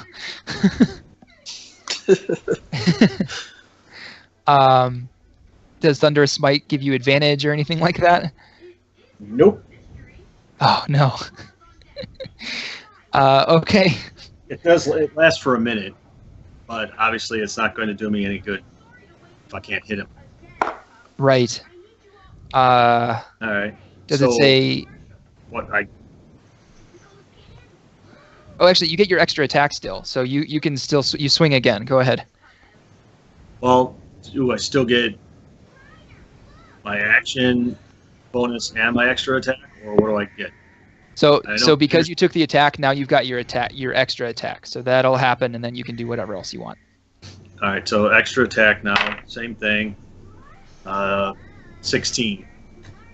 All right, that'll hit. All right. And before you roll damage, I want to make sure this is the guy that you did not want to kill, right? You want to knock him out. I thought he was at the other party. No. The commander is the one you're attacking right now. Oh, okay. Yeah, then I guess I don't want to actually kill him. Okay, but you can still roll. You can roll all of your damage, and when he gets to 0 hit points, he just gets knocked out instead of dead. Okay. So my initial damage is a 6, and my 2d6 addition is 4. That's 10. What is the definition of a creature? Is that like other than humanoid? No, so it basically just means that it's basically anything that you hit with it. I don't know that there's anything that really constitutes as a creature versus a person or what. Maybe it means not teammates. I don't know. Okay. But anyway, he has to succeed on what? Strength saving throw. Do you know what the DC is? I do not. It's probably your DC then for your spells, which should be on your third page. And ask what my DC is. Yeah, it's 14. Okay. Well, I wasn't sure if that gave you a specific one or not. So he does actually succeed on that, though. Okay. So he still takes the damage, but he just Yes. doesn't push the way and knock. Right, yeah. Okay. So now you can move and use a bonus action, whatever you want to do. No, I'm just gonna stay right there. Okay. All right. That brings us to Leovan. All right. I'm going to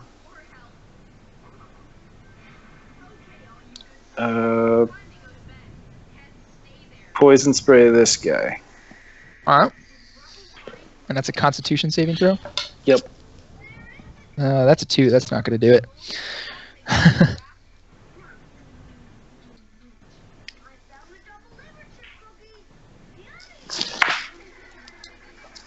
8. 8. All right. So he starts like clutching at his neck and choking and sputtering, and eventually you see him take a sort of his brain kicks in, and he takes a desperation breath, and you see a lot of poison go in through his mouth and his nostrils, and then his eyes kind of roll back and he falls down dead.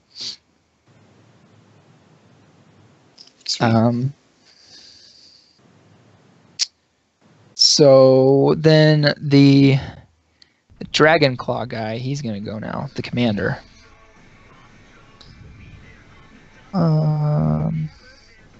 He is going to make an attack on Hagrid, who just gave him the thunderous shock of a lifetime. And he misses with both of his attacks. Jesus, I rolled an 8 and a 3. So then it's going to be Tony's turn. All right, I'm attacking Commander again. Okay. Would a 16 hit? Yes. All right, and I'm going to roll for damage. 9, 12, 15 damage. And I don't want to kill him. Okay. He is... he's unconscious. All right. Well, in that case, I will move my happy ass over here to give Leovan a hand, and I don't think I can do anything else. Okay. This cultist here, after getting up and kind of shaking the dust off, he sees that his commander has been downed, and he's going to run up to Leovan and attack him with his scimitar. Ruh-roh. And he rolls a 1. So that's not going to Kills himself. That's not going to do anything. So he's done. The kobolds, seeing this thunderclap, seeing their compatriot choke to death on a cloud of gas, and I don't know if I said it already or not, but their commander being down, they are going to run away. Like they are gone. They're taking dash. They are dipping. Yes, you get an attack of opportunity on the one. Woohoo! On this one. Tony does, or everybody does? Tony does. I want to kill it. How about a 17? That's gonna hit. All right. 9 plus 3, 12, 15. All right. So as that one runs past Tony, you see that what's going on, and you just really quickly you swing as he's coming through, and you catch him right in the back, like square in the center of the back, and your axe digs in there, and he just like goes limp immediately and just hits the ground. Yeah. So the rest of them are cheesing it. That one died, and the commander is down. Hagrid, it's your turn. I'd say we tie him up while we have the chance.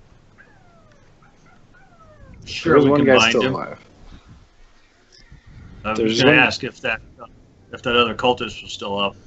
Yeah, he's this guy here. He's still okay. All right, then I will move to attack. Still with my first smite. That is a 25. Okay, that's gonna hit. It's a 6 plus 10, so 16 damage. All right, and what was that? A special attack or anything like that, or just a normal? That's just thunderous smite with my longsword. Oh, so your thunderous smite it ended because it only lasts as long as your attack with it goes.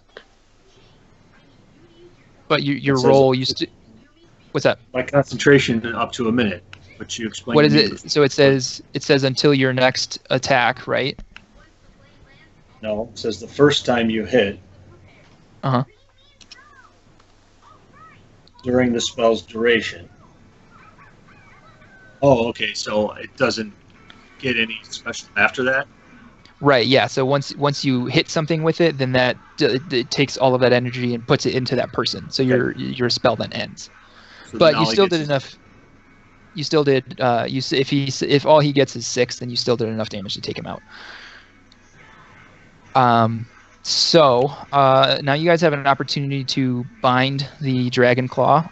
You guys will get 400 experience from that fight because the kobolds made it out.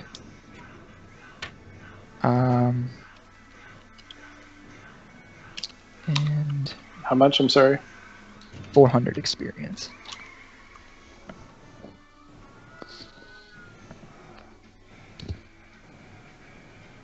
I am missing a dot. Oh no, there it is.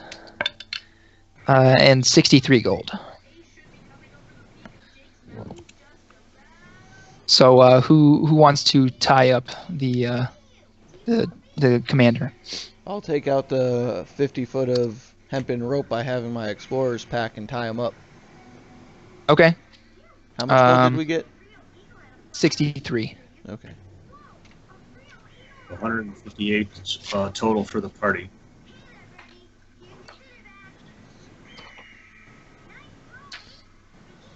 I'm up to 257. Oh, Have you been? 247. Total Have you for been the just? party. Oh, okay. Yeah, 247. I missed some. I'm gonna miss the one outside the church, like the first time. Maybe. All right. So you guys successfully tie him up, and you're able to make it back to the keep without any issues with the rest of the group of people that are surrounding it. You drag in the dragon claw into the main grounds of the keep, and you bring him up through the basement. So you come up the stairs, and there's like a sort of like a gasping, shocked sound from the people that are in the keep, and then Governor Nighthill on his platform, he turns to look at you and claps both hands together as he sees that you guys have captured someone. At this point,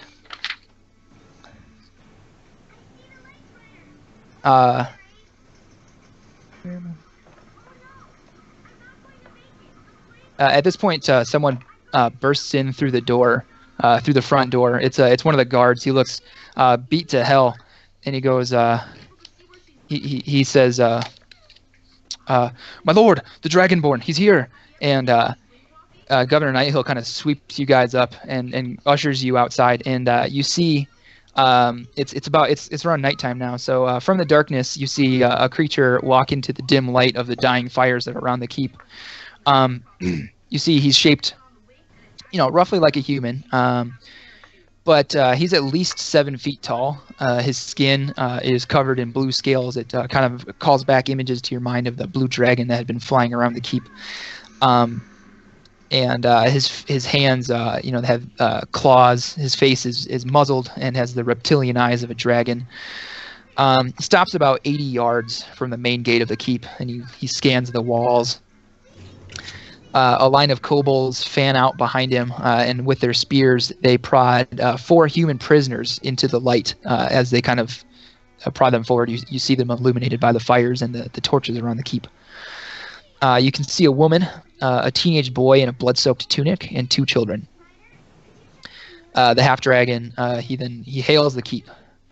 He says, "Defenders of Greenest, this has been a successful night, and I am feeling generous. You see these 4 pitiful, useless prisoners? We have no need for them, so I will trade them back to you. Send out your best warrior to fight me, and you can have these 4 in exchange." And then at this point, one of the defenders of the keep, Hagrid, you're almost knocked off your feet as this guy comes running out. He hits you from behind with his shoulder as he's desperately running out, and he's shouting about how one of the prisoners is his sister, and eventually one of the guards that's outside the keep kind of gets a handle on him and says, "Sergeant, please, you can't do this. He'll fucking kill you."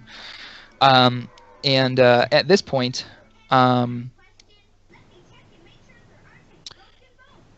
Governor Nighthill comes up to you guys. Escobert, he comes out from the keep and he helps drag Sergeant Margoth back into the keep, away from doing something foolish. And Governor Nighthill says, "My friends, you've demonstrated your prowess all through this frightful raid. I realize this is an awful burden to ask you to bear, but any of you has a better chance to defeat that horror than any man in my militia has." And with that, we're going to end tonight's session. All right. You guys also get, we're going to go 275 experience points for successfully saving the people in the sanctuary and helping them get out. Oof. How much? 275 experience points. Okay.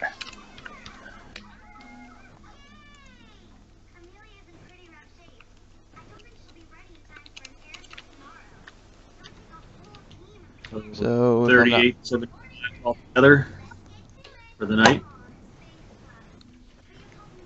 I think so. If I'm not mistaken, it should put us at 19,189.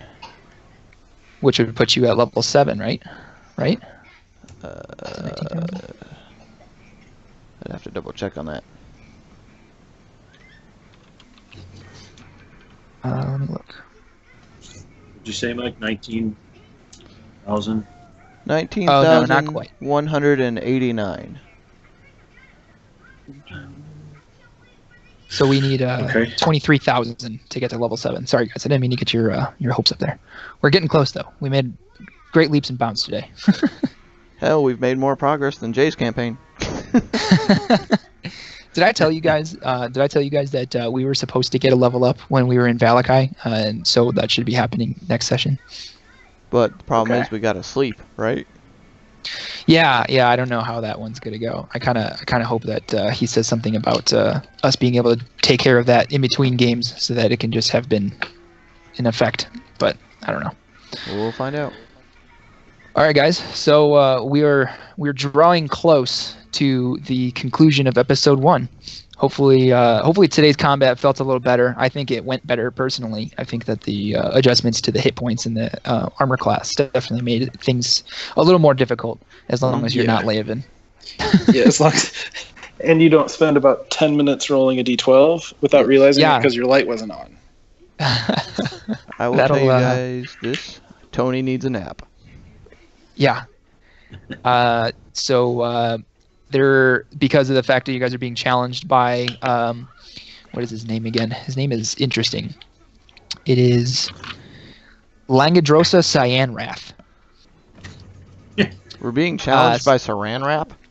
Cyanrath. Saranwrap. Is a type of glue. I heard Langoustine Saran Wrap. Yep. All right, so you guys are Saran being Wrap. fight by Tyranny and Saranwrap. So you guys will not have an opportunity for a long rest between this session and the next one. This next session will pick up right where we left off today. Okay. So, Cool. I want to take a second to thank all 3 of you for doing your part in being incredibly flexible with me today to make sure that this session still happened. I appreciate you guys being accommodating and also sticking around for what turned out to be a fairly late session. Yeah. hey, that's Yeah, no, part of the game is flexible for everyone. So I'll be in touch with you guys during the week again. This weekend might be a little interesting. Our Toni Pobar is traveling through the realms and dimensions to the great land of Texas. So we'll kind of try to see what we can do to work around his itinerary so that we can try to get a game in on Sunday. Gotcha. Okay. Yep. Let me check my Gmail. I might have that. So how much gold did we end up splitting? It's 247 Yep. for everybody, so what is that, like 80 something? Let me look. 247 divided by 82. 3. So it's 82, and someone's gonna take 83. Go ahead, Leovan. You sure? I mean, it's 1 gold, but okay. I think he's paying you for your accounting skills.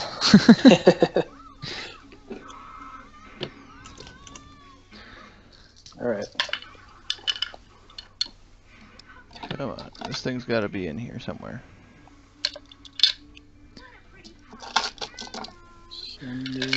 Oh, all right. I'm actually gonna hop off so I can eat. I have not eaten a actual meal